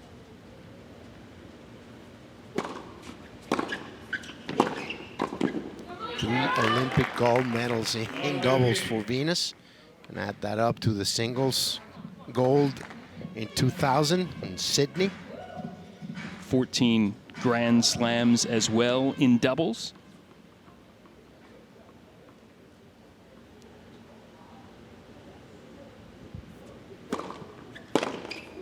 And Rodionova is going to have to do a lot of moving, and Dolehide was very aware of that. Oh, you're going to try to move? Okay. Get a load of this. That was a bomb from Caroline to start it off. Like Kenin, Caroline, a 21-year-old American.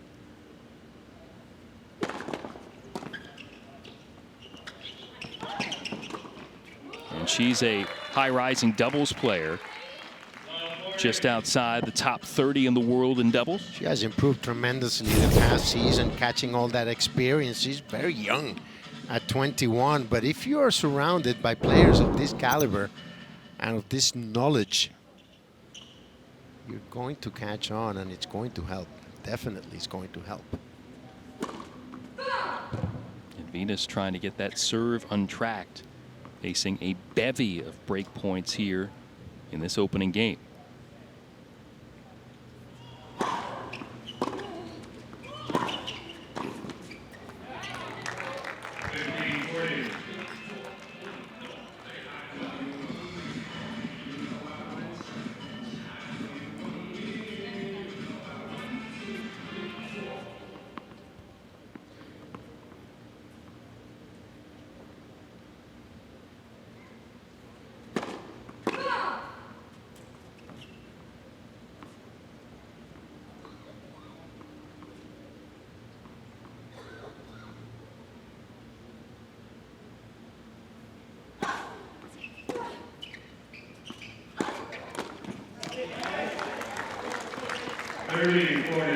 Better effort on that first service effort for Venus Williams, as opposed to when she played singles against Kenin. She only won 50% of her first serve points and none of 4 points on her second serves. Won a couple in a row here. Still more break points to deal with.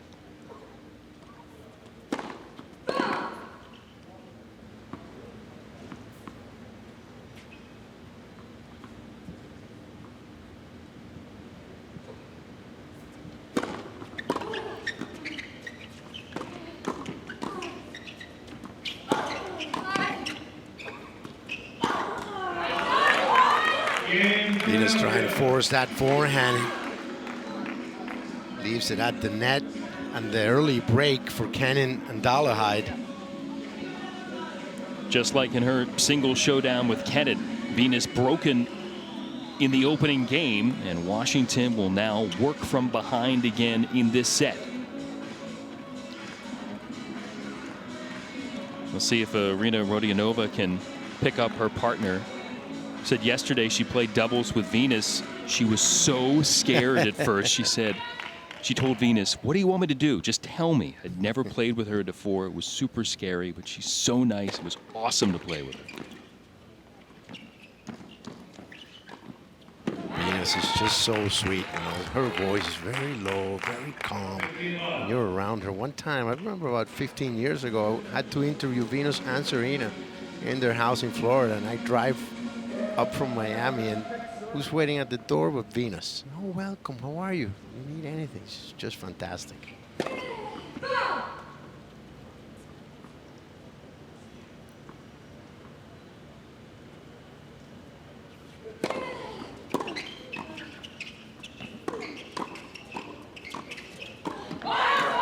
Solid volley there from Kenin. Don't sleep on her in doubles. All the singles intention she generated this year. She's 32 in the world in doubles so far this year. Made the semifinal in Adelaide, round of 16 at the Australian, and the quarters in Dubai with Bethany Maddox-Sands. We see the numbers on Dollarhide, 21. She's a tall woman at 5'10". Resides in Orlando, Florida.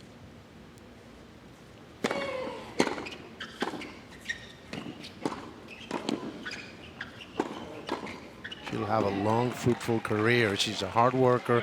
She's come a long way this past year. And what you're talking about, Kenin and the doubles, you put a tennis match, a competition in front of her, and she'll go. She's number 4 in the world. She's here giving it her all, very happy, very bright-eyed in the presence of Kim Clijsters, of Venus Williams, the Bryant brothers.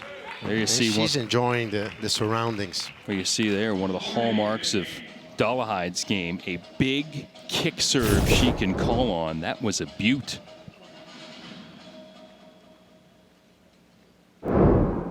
Game point.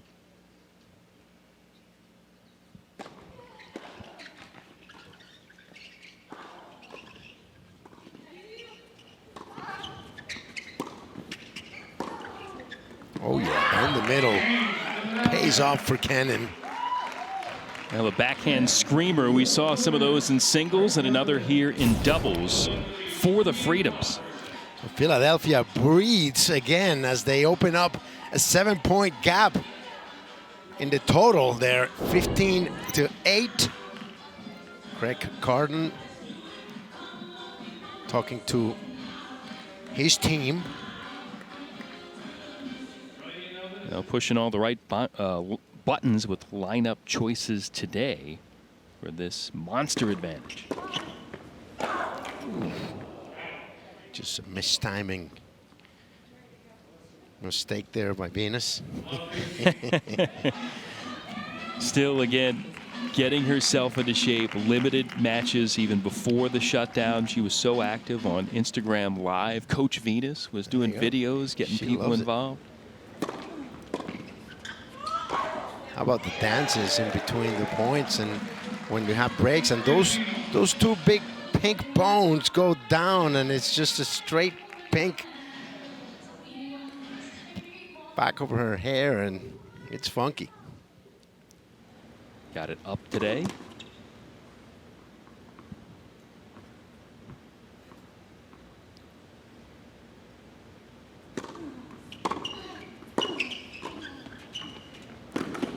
Caroline just doing everything right at the net. Great instincts, keeping the ball in front.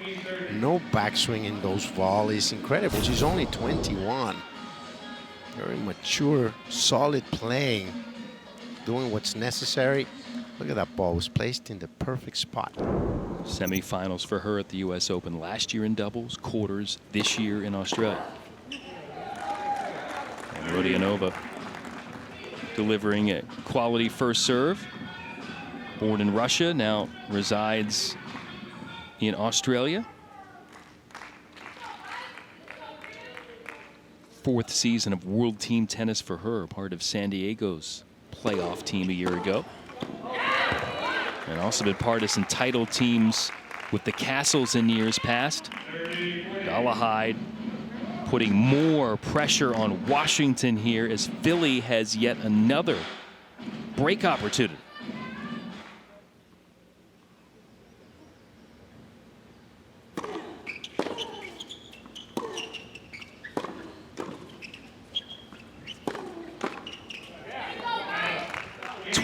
Breakpoint Phillies had here in 4 sets, and they've now gotten 5 of them to double up the Castles and the overall tally, 16-8, and are coasting here in this set 3-love.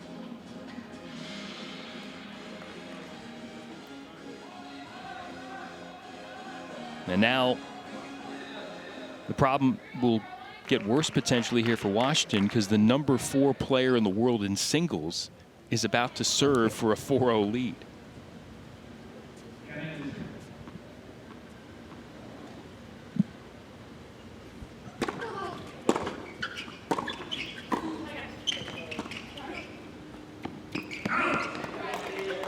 Nico Kennan's got that unusual kind of look up in her serve that can be tricky for a receiver. There's a great picture by our photographer here on the WTT, Mr. Loco. Check it out in our webpage. But if you're receiving and you see that your opponent is not looking at her toss, you're looking at the server, not at the ball.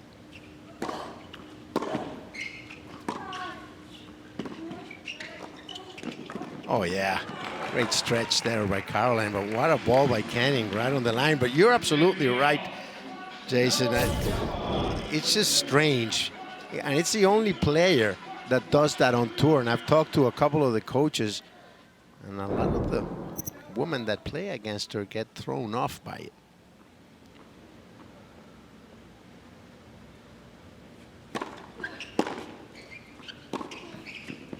It's almost like Jordan Spieth and his putting. You know, he kept looking at the hole when he hit the ball. And but let's check out her serve. Look how she keeps looking down as she tosses up. And then after is when she starts looking at the ball. She says she doesn't even notice it. It's incredible.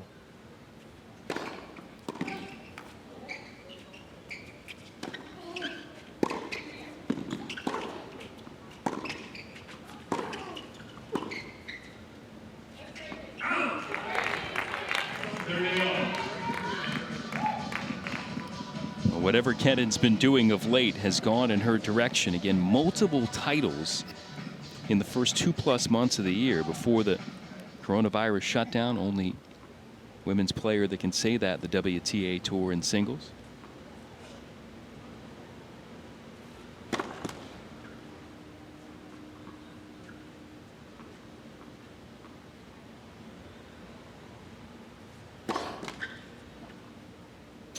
Double here for Kennan. Washington looking to pounce on a potential break point. You could see it coming, though, last year with her 3 titles in 2019. Hobart, Mallorca, Guangzhou beat #1 ranked players Ash Barty, Naomi Osaka in back-to-back weeks. Got to a round of 16 of the Slam for the first time, and Roland Garros beating Serena. And then that breakthrough at the start of this season.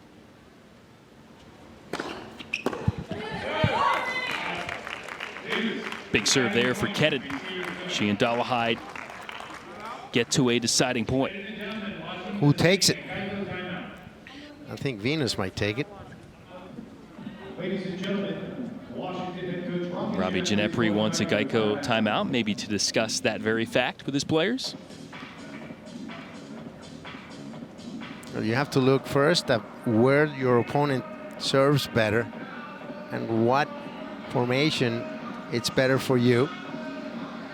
And you have to consider also the player at the net on the other side, which side she or he might have a better reach or move better. And it's Venus, after all the calculations, that will take the return.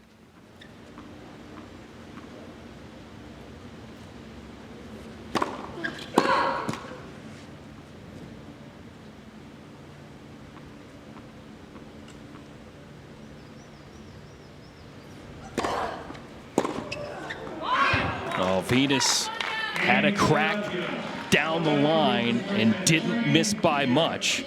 But Kennan and Dolehide hold, continuing their shutout here in women's doubles.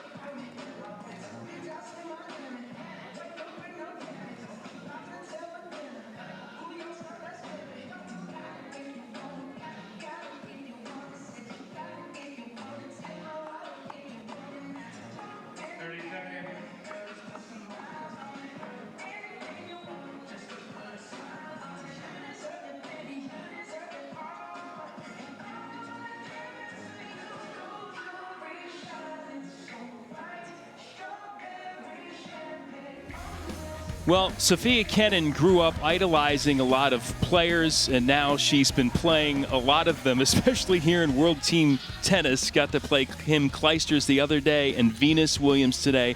Look at that picture from sometime about maybe 12, 15 years ago, maybe a little more.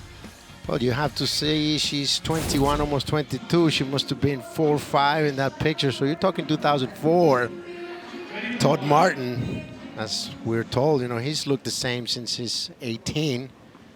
Currently the president of the Hall of Fame, good friend, Mr. T. Venus Williams,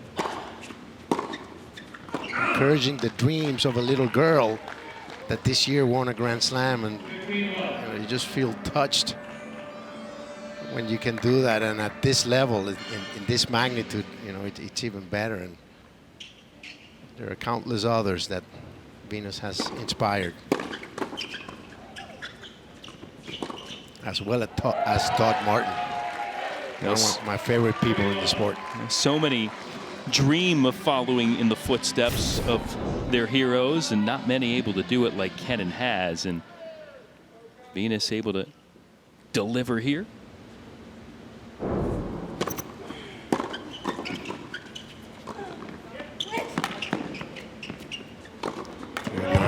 Able to put her away after a couple of tries, and now 4 chances for Venus and Irina to get on the board at love 4.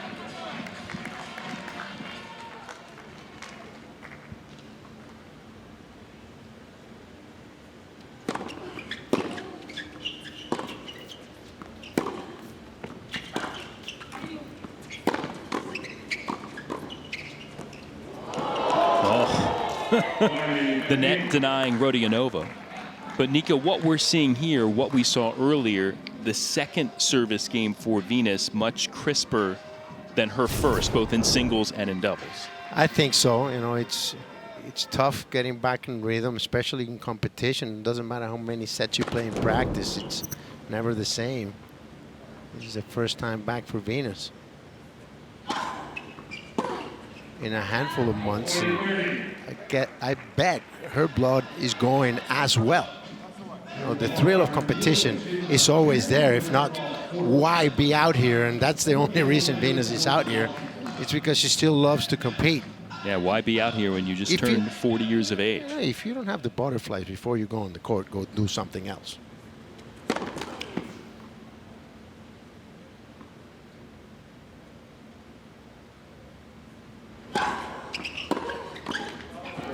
Was it that said, Waldo Emerson, that said, do what is uncomfortable? Keeps you going. Well, Washington trying to keep going in this set, and they need this deciding point to do it. If Philly takes it, they'll take the set. Yep.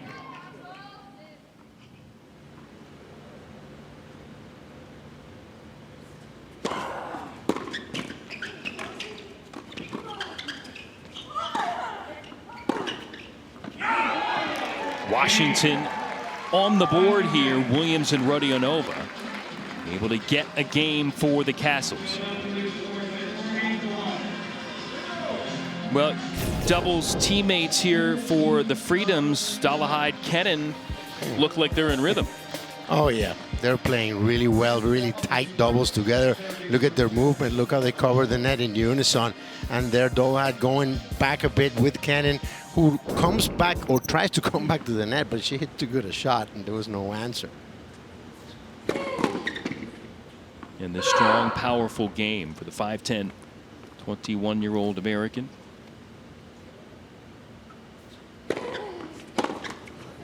Hear that term, hit a heavy ball in tennis, Nico, seems to apply to what she does on the court.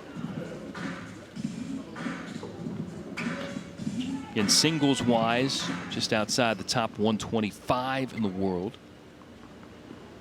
And continuing to grow her game in both singles and doubles.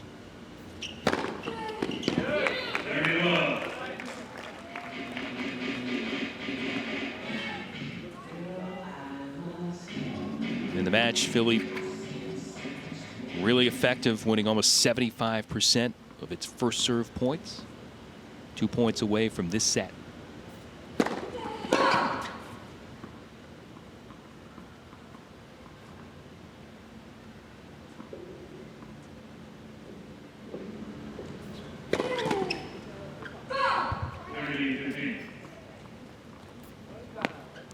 Dolderhide plays with Vanya King usually, right? Doubles team. And that serve is just impressive. You were talking about the kick serve, and she just has the whole package.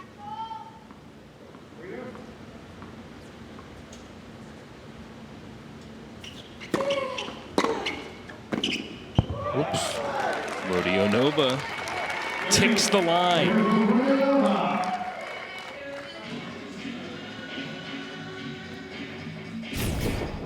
Forget tick, she got all of it on the line. Just a little is enough.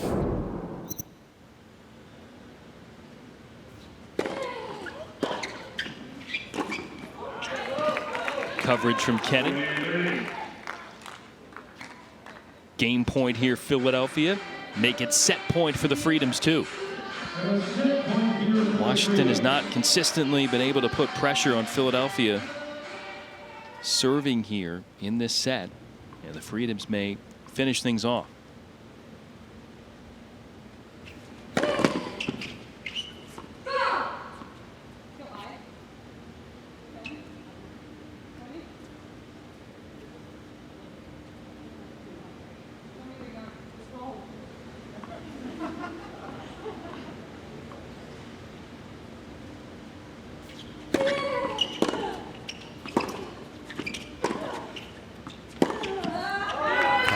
Reading it perfectly. Closes it out in style for another 5-1 set for the Freedom. Yeah, the Freedoms taking it to the Castles yesterday. And for the second consecutive day, they've generated a big advantage against Washington. Caroline Dollarhide, Sophia Kennan partnering up for a 5-1 pasting of the Castles. And Philly cruising to the final set in front.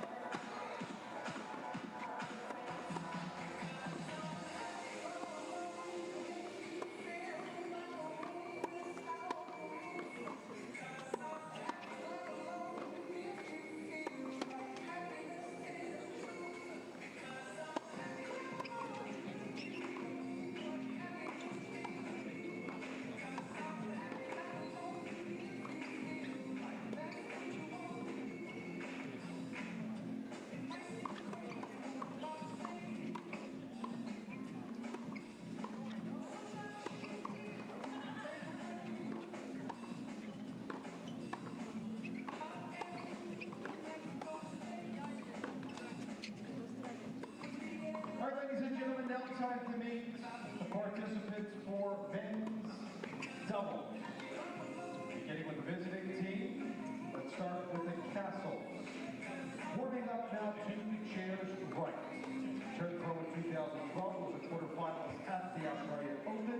He played his college tennis for 2 years at Tulsa. Marcelo. 1 minute. And joining Marcelo, turned pro in 2015, made a deep run at this year's Australian Open. Currently ranked 57th in the world. From Fort Hughes, New Jersey, Tommy Paul.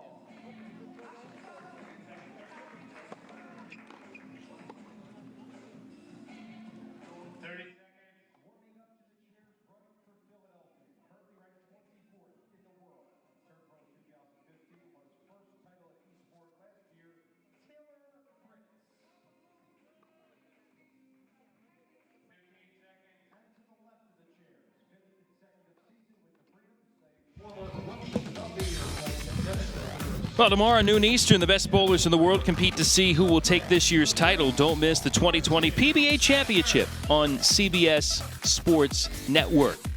Here at the Greenbrier, they've got 50-plus activities for you to do, including bowling. Have you been bowling here yet, Nico? I was not even informed that there were bowling lines here, so we have to do, the full Monty here. We have to check out everything. And this place is really special. Well, with so much to do outside here in the 11,000-plus acres at this sensational resort, sometimes it's hard to be inside, especially when the weather has been sunshiny and spectacular. Again, first, people used to come here over 200 years ago for that world-renowned mineral spa, and there are a lot of things to do. Was that creative editing? Did she really get the strike there? I'm not sure. I think we have to get the guys to go bowling. But the thing is, since we've been in captivity for a few months, and you get out, you have to take it slow. You have to ease your way into the rhythm, because there is the work, obviously, which requires some preparation, a few hours. But you cannot be going full out when you have 3 weeks to be here. You have to work your way into it. Well, we've got 4 guys. I don't know how they'd be on the lanes. I'm pretty confident they're all good on the court. And here they are. Marcelo Arevalo, Tommy Paul against Taylor Fritz and Fabrice Martin.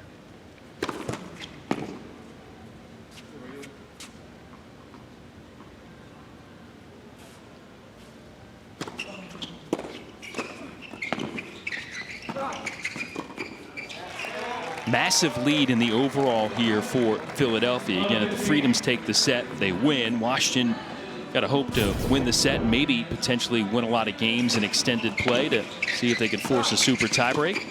Arevalo normally plays with Nick Monroe, Tommy Paul doing his doubles debut here. Let's see how they go against a very tough team from Philly.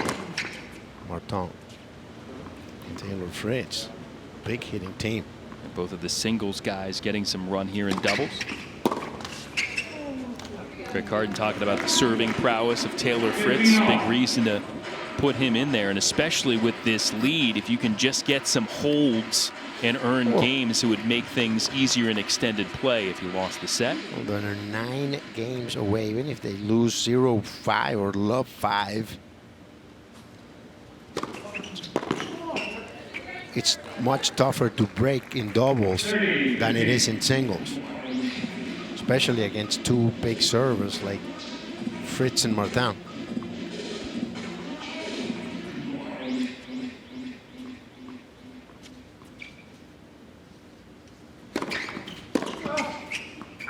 And normally when Philly plays men's doubles, Fabrice is the one to serve first, but he's going to let Taylor have that honor here.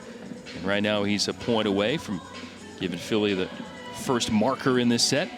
Well, the youngster, has to spend some energy. He's got plenty to spare. Let him do the work, the heavy lifting.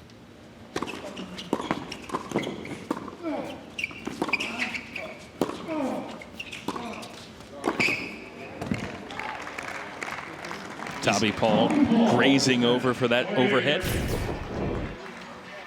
Yeah, easy put away from Paul. You see Martin trying to get in the point there at the net. They get into a down-the-line situation, and Taylor just hits that lob attempt.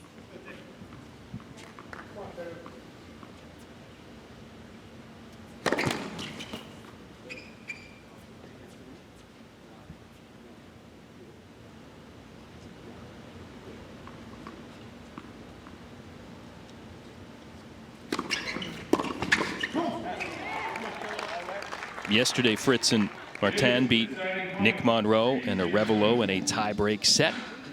And we've got a deciding point here in this initial service game. See if Washington can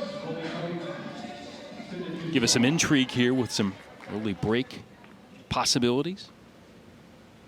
There's Nick Monroe looking on.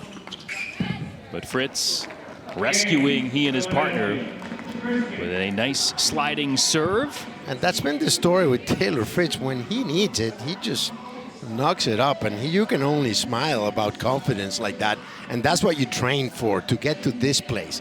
A place that you know that when you're going to compete, you're going to come up with the goods when needed. And there's no feeling like it. Then you spend the rest of your life chasing it. 5 aces in his 5-2 win against Tommy Paul earlier. And now, big one on what proves to be the game-winning point.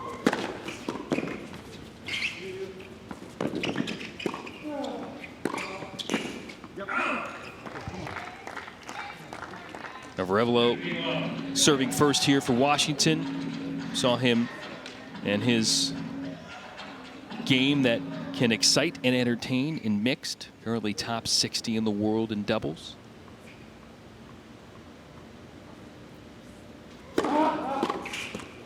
Quarterfinals at the Australian earlier this year, then back-to-back semifinal trips at the New York Open in Delray Beach. Partnering with Johnny O'Mara on the ATP Tour. See Johnny with the San Diego Aviators here in World Team Tennis.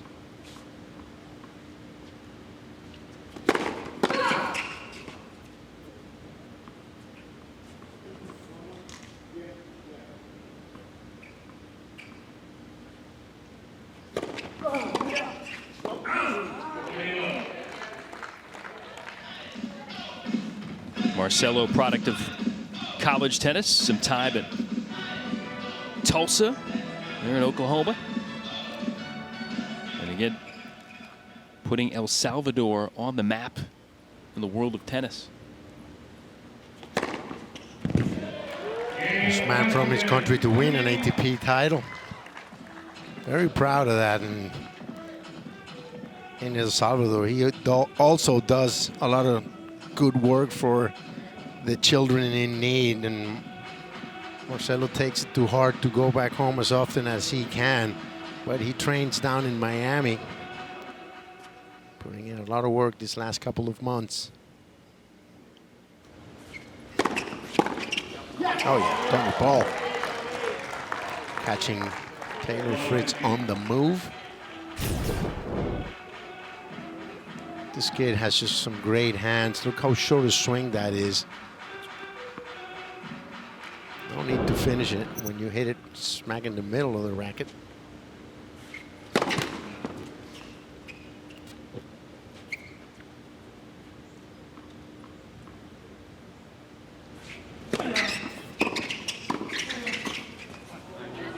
It's just a very difficult angle when you're that close to the net. Going inside out with a forehand volley. He's talking to himself. Go down the middle and then get closer. Self-coaching? Exactly. There's no better coaching than self-coaching.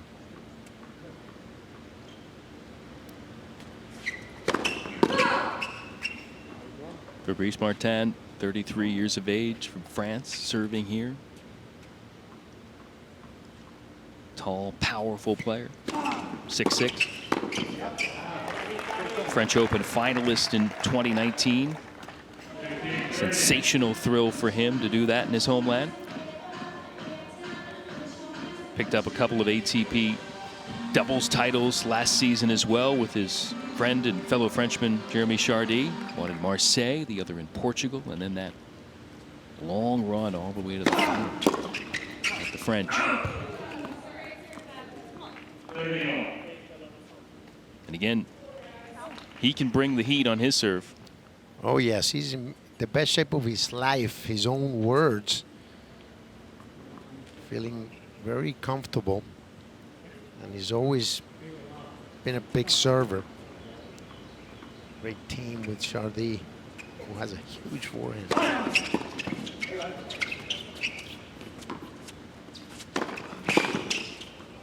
That's just great intuition there by Arevalo, looking for it right down the middle. That's just great. Look at his face, look at the intensity, and now they're putting in jeopardy Martin's serve. He was just waiting for it right there. There's no quitting this young man.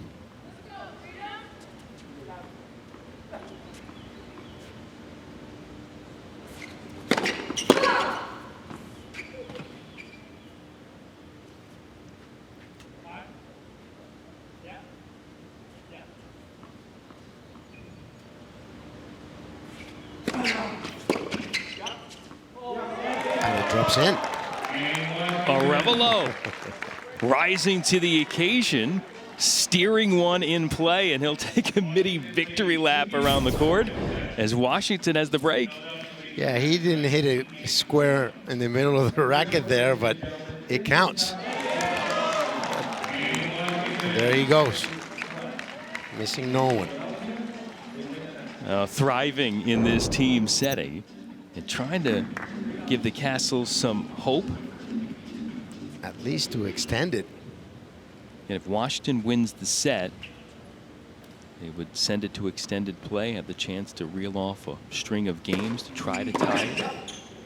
Would be a tall order if they're still down 6, 7, or 8. So the more they can get here in this set, the less they would have to do in extended play.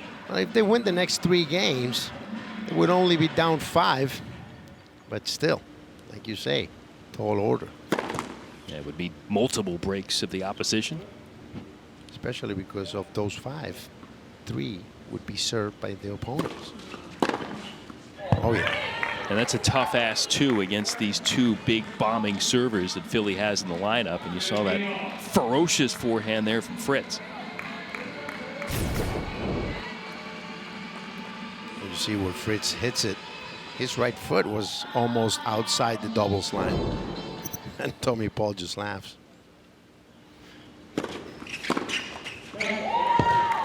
That racket that Fritz plays with is just very solid. It's a smaller head than normal, and it's a descendant of the Prestige. That, to me, the head Prestige is one of the best rackets ever built. The one that Ivanisevic used to play with, the Sanchez brothers, and it's just a great racket. It's a racket that you really have to hit the ball in the middle, but if you do, it's a cannon.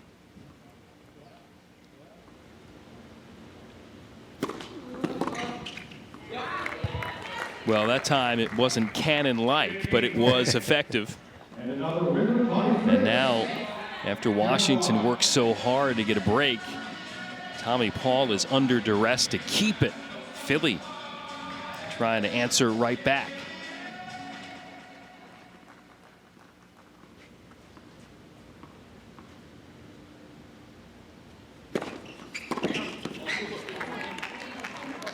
That's been, one of Tommy Paul's weaknesses, or something that he could improve on, is his serve. He doesn't get free points. He has to work very hard for each one. And when you get to a certain level, it goes a long way if you can count on your serve a little more.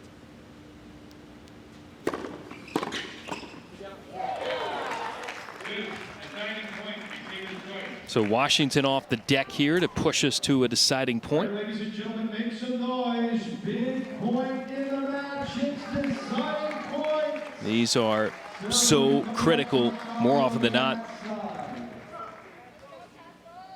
5 of 8 so far in the match have gone to Philly.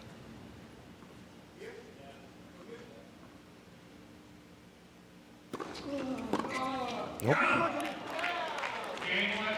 Tommy Paul rallying, and Arevalo making another lap around to celebrate. Washington up 2 in the set, but still trailing big in the overall. Can the rally continue? Find out.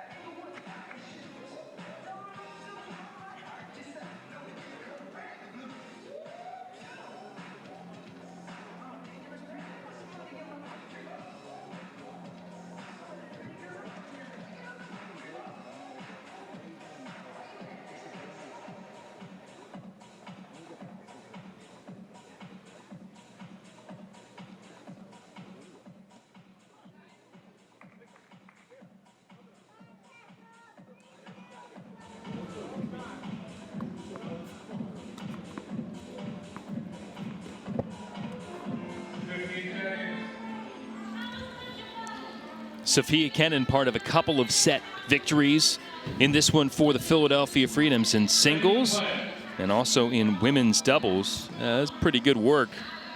10-2 for her when she's involved. I would say solid player. She's the highest ranked player here overall. And Arevalo taking advantage.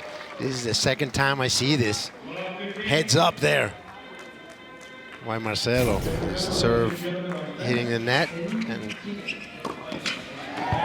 will always be the first one to get to it.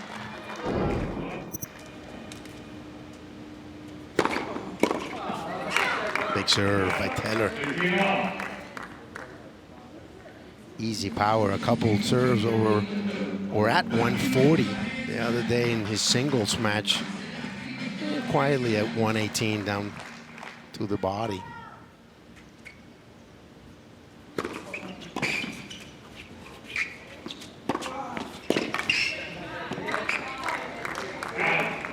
Nico, one of those guys that when he plays makes it look effortless, even though we know it's not. Well, because of the hard work he puts in, but yes, he's one of those that's been touched by the wand. His strokes are natural. They look simple enough, and something's going on here.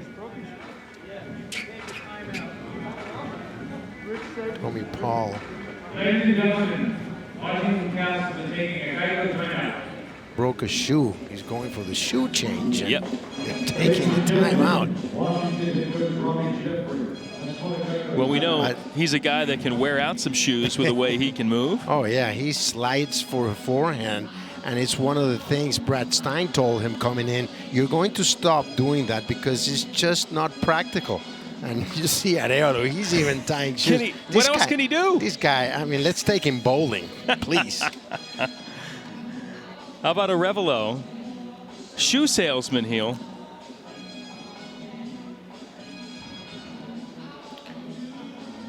Okay, well, the ruling here is they've got to call 2 timeouts here, or they've got to sub out the player. So that's why Arevalo was in there, try to help out, get this fixed quickly, or you've got to sub somebody out. Yeah, but you would think you bring the shoe to the party tied up, not waiting to be strung.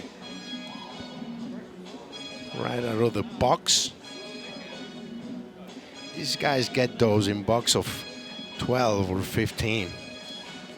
Ladies and gentlemen, Washington is taking their second Geico timeout. As Tommy tries to hustle through as we look back at what's gone on so far.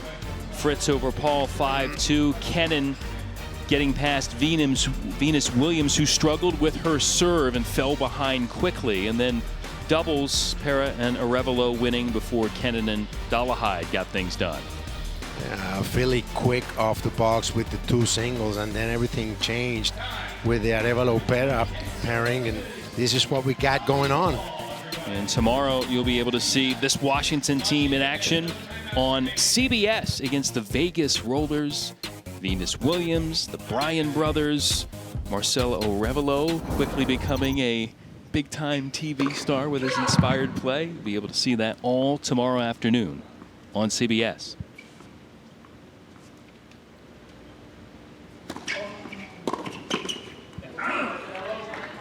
So fresh wheels for Tommy Paul, and he's good to go here, but Washington has no Geico timeout left to work with. In this set, they'd get another if we went to a set tiebreak.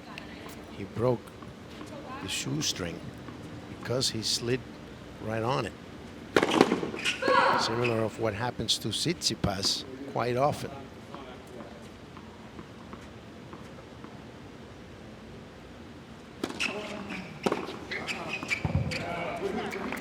That was a sitter of a serve when you're facing Taylor Fritz at 70 miles per hour, and I don't think Paul was expecting that. Game point. Do they send that one to the shoe graveyard, Nico? No, just get a new shoestring. That's all you need. Brand new shoe.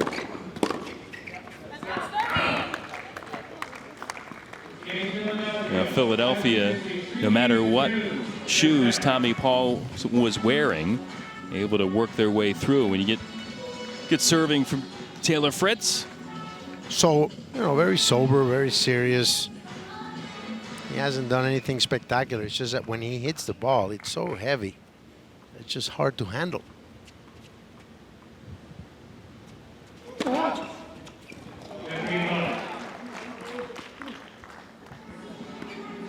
Marcelo beginning with an ace.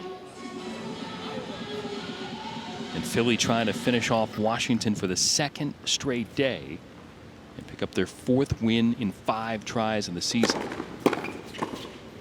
And Marcelo has endeared himself so much to his teammates. Bet you they're going to follow his career from here on end. That might give him a boost. He's one of the guys certainly that's going to get a lot of notice potentially for World Team Tennis Rookie of the Year. There are male and female Rookie of the Years, male and female MVPs.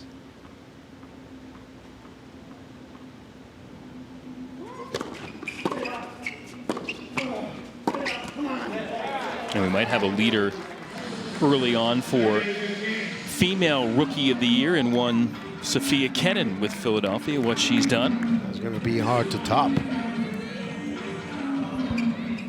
Especially if she can come in and give the Freedom some double support like she did today.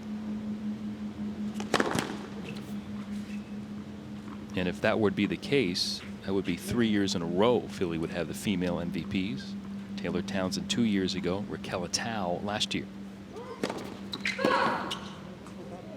Big reason Phillies had such success in regular seasons. Again, 23 wins the last 2 regular seasons. Only thing missing, the trophies.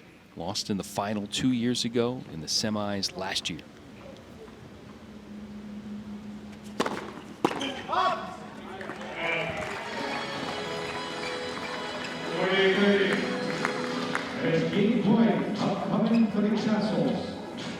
Here's a look at what Craig Carden and his group have done in trying to dash out to another first place run here in the league. Tommy Paul putting a capper on the hold for he and his partner Marcel Arevalo. 4-2 Washington. Game away from taking the set. There's Nick Monroe, who usually plays doubles with Arevalo. Long-time veteran Tar Heel.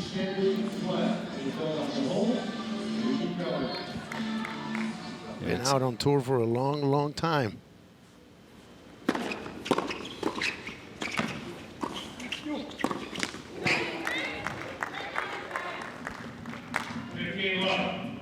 Martin's turn here on serve. Fabrice, big part of some of those great Freedom teams here in recent years. And one of the leaders for this group with newcomers this season, rookies like Kenin, Dalahide, and Fritz joining Philly this season. Yeah, he was a player captain when Craig Carden was not on the bench. And he made a key change on their first match, or a key timeout with Kenin precisely to end that set.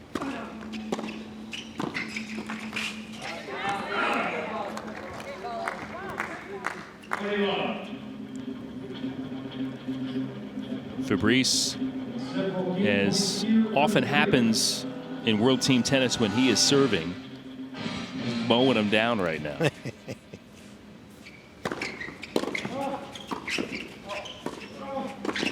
Yeah, when he serves, there's only one direction. That's forward. You're absolutely right. Maybe doesn't get enough credit for his work at the net, but you saw him come in and put that away. Oh, his volleys are just pristine. Look, no swing, goes forward, keeps it cross court, and there finds the middle without any hesitation. This guy is a straight shooter. I love the way he goes about it, and he's in the best shape of his life. He's ready for more. Very serious, responsible, but easygoing at the same time. That 6th ATP Tour doubles title came earlier this year in Adelaide with Maximo Gonzalez. Bomb.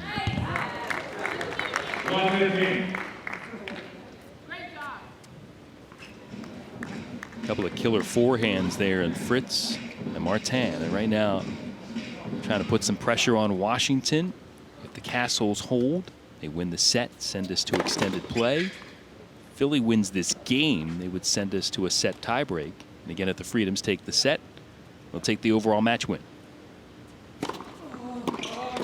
Again, the power of Fritz, this time off the backhand wing. And Arévalo is just not ready for that one. Fritz's power just took his racket back. He couldn't go forward with it. He caught it a bit late, and there was no chance for him on it. Trying to get it to a tiebreak to finish it off.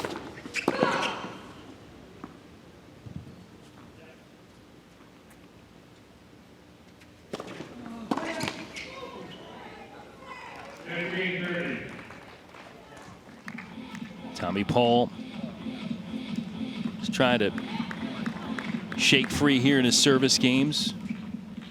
Had a tough outing against Fritz in singles, but looking to partner with Arévalo to a Washington win here.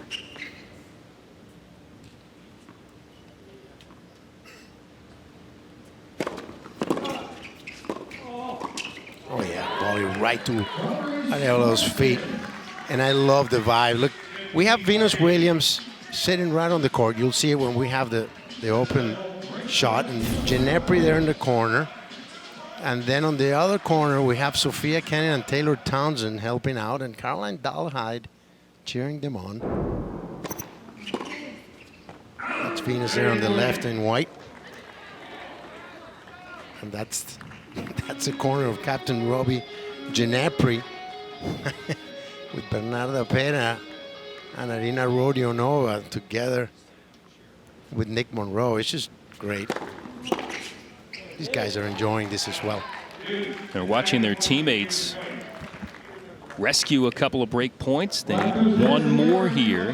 Venus casually talking to the people in the sideline. It's just great.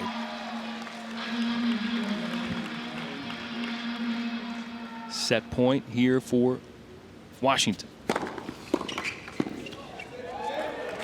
It's Mark Einder talking to Venus, the owner of the Washington ATP Tour event. Tommy Paul able to get the hold. Washington takes the set, but now they've got a massive undertaking here in extended play. They have to win 7 games in a row to tie it up and send it to a super tiebreaker to decide the match. Believe the largest comeback is from 6 down in World Team Tennis history. Yeah, we got that info from our good friend Liv Shires, who's been around forever. And 6 seems like a lot, but 7 and the team that's up is starting serving. Very difficult. Now, I did not get in what specialty it was that they came back. Do you remember, Parker? I do not, but we'll see if it can happen here in men's doubles. Again, what happens in extended play, one of the great scoring aspects here, and you're never out of it until somebody finally puts you to bed. And that's what Philly's going to try to do to Washington here. So the number is 7 games in a row that the Castles would need to get. If they do that, we'd get to a 13-point super tiebreaker. First to 7, and that would win the match. But that's a ways away, especially when Taylor Fritz is ready to open up his serving arsenal here to try to end it right now. And a big smile from him.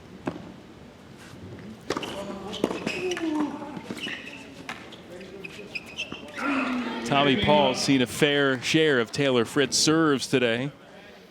He's going to have nightmares.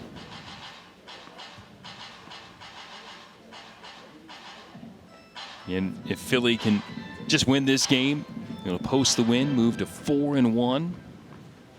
Stay at least with a share of first.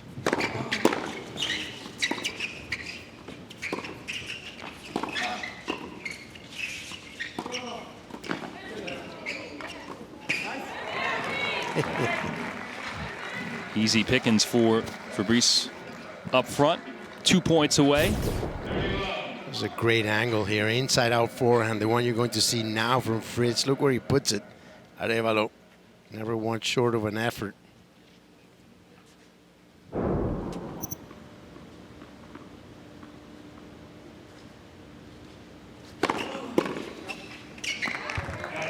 Wow. 130-mile-an-hour serve that Paul can't control. And match point here for Philly.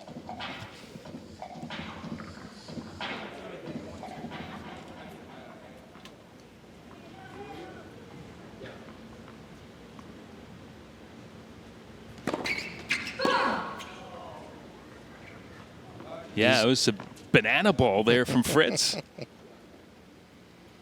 Moved left to right off the righty racket.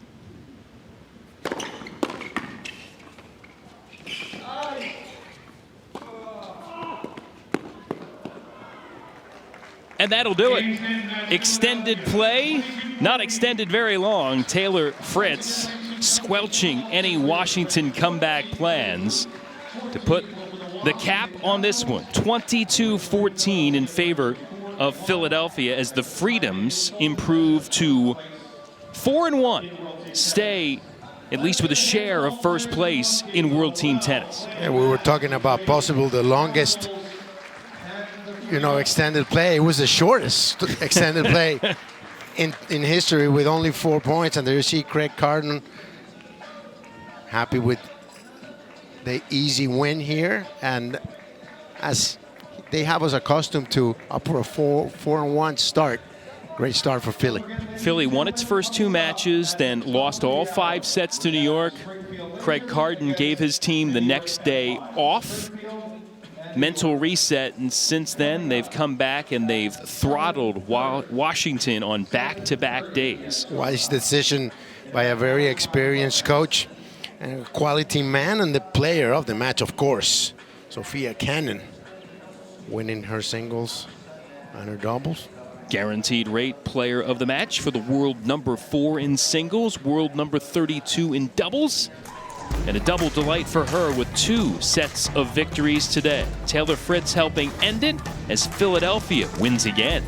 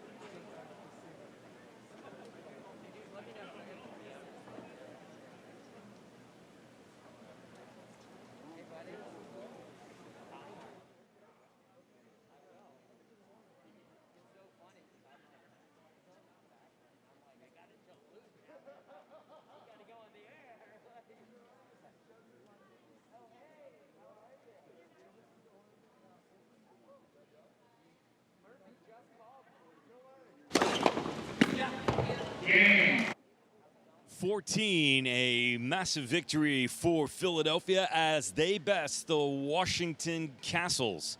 And how about the play of Sofia Kenin? A 5-1 victory over Venus Williams, and the Philly Castles improved to 4-1. Hi, everybody. Nick Gismondi with you post-match. We'll have highlights and a complete wrap-up for you upstairs from the guys in just a few moments. But first, Sofia Kenin joins us again in the booth. And Sofia, this is becoming a regular thing with you and I enjoy it. Congratulations again on a well-played match all around. Thank you. Yeah, it's a regular thing, so hopefully we can see each other more often. I would like that very much. Let's talk about your matchup against Venus Williams. You've played some huge players. You've played some major idols, especially just in these last few weeks. What was it like to match up with Venus for the first time? Yeah, it was super exciting. I know she's such a great player, and I was pretty nervous actually going into the match, but I just try to lock in, do what I do best, and just try to focus that I'm, not playing Venus Williams because, like I said, I was pretty nervous, so I just try to somehow, shake it off and play my good game. Tell me the importance of that day off that Coach Craig Carden gave you guys. You stumbled a little bit as a team, but then were able to ramp it back up with 2 huge back-to-back wins against the talented Castles team. Was the day off a major factor, and has that helped maybe continue to build the camaraderie with you all? Yeah, definitely. I'm happy we got a day off. We had some fun. We just did some shooting, so it was good. But yeah, I think that slowed things down for us. We came back out, ready to play good, and we had some really good tennis, and all of us are playing really well, so I'm really happy. You included. Sofia Kenin, a 5-1 win in women's singles, the second match out of the gate, defeating Venus Williams. Congratulations on being our player of the match and the success. All right, we got more for you. We're going to wrap things up when we come back. It's a 22-14 victory for Philly over Washington. Jason and Nico to close when we return.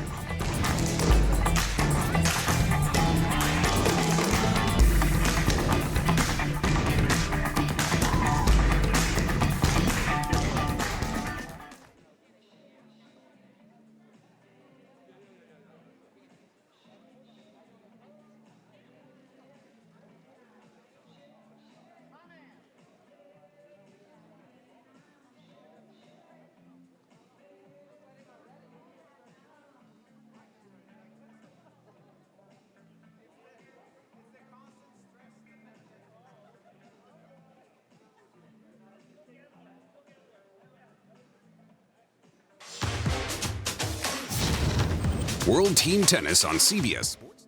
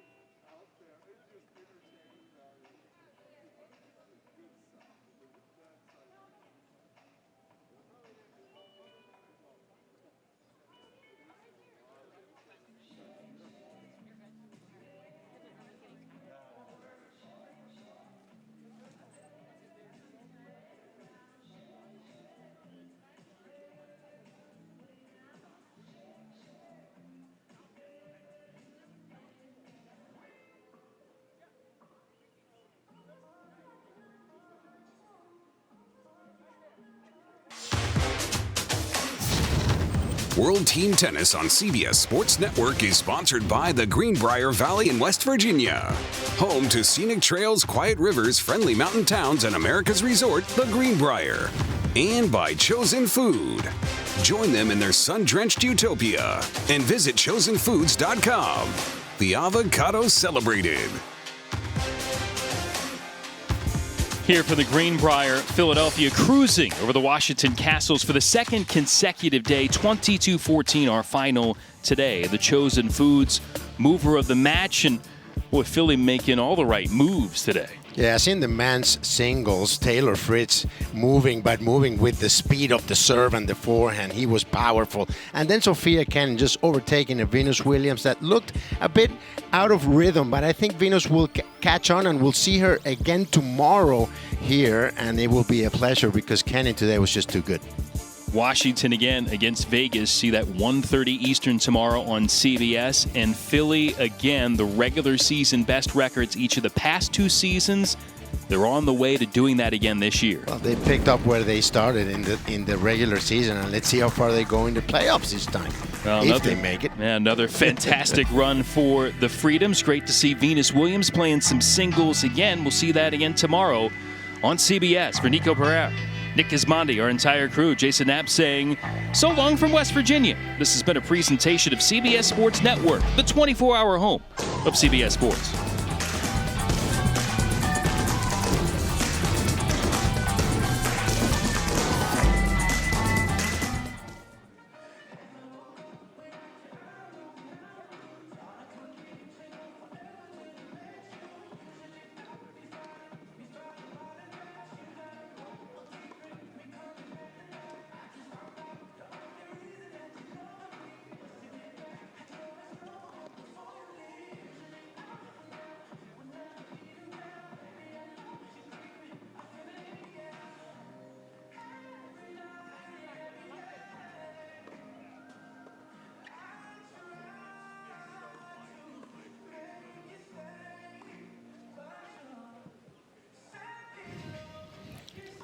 Philadelphia and Washington meeting for the second straight day here in World Team Tennis. Taylor Fritz starting out against Tommy Paul in men's singles, and Fritz looking sharp. Tall order for Paul, playing one of the guys that's playing the best out here. And Taylor Fritz is full of confidence, looking very good, and he didn't disappoint. Powerful with the serve, good off the ground. Tommy Paul just had his hands full, and he could not manage.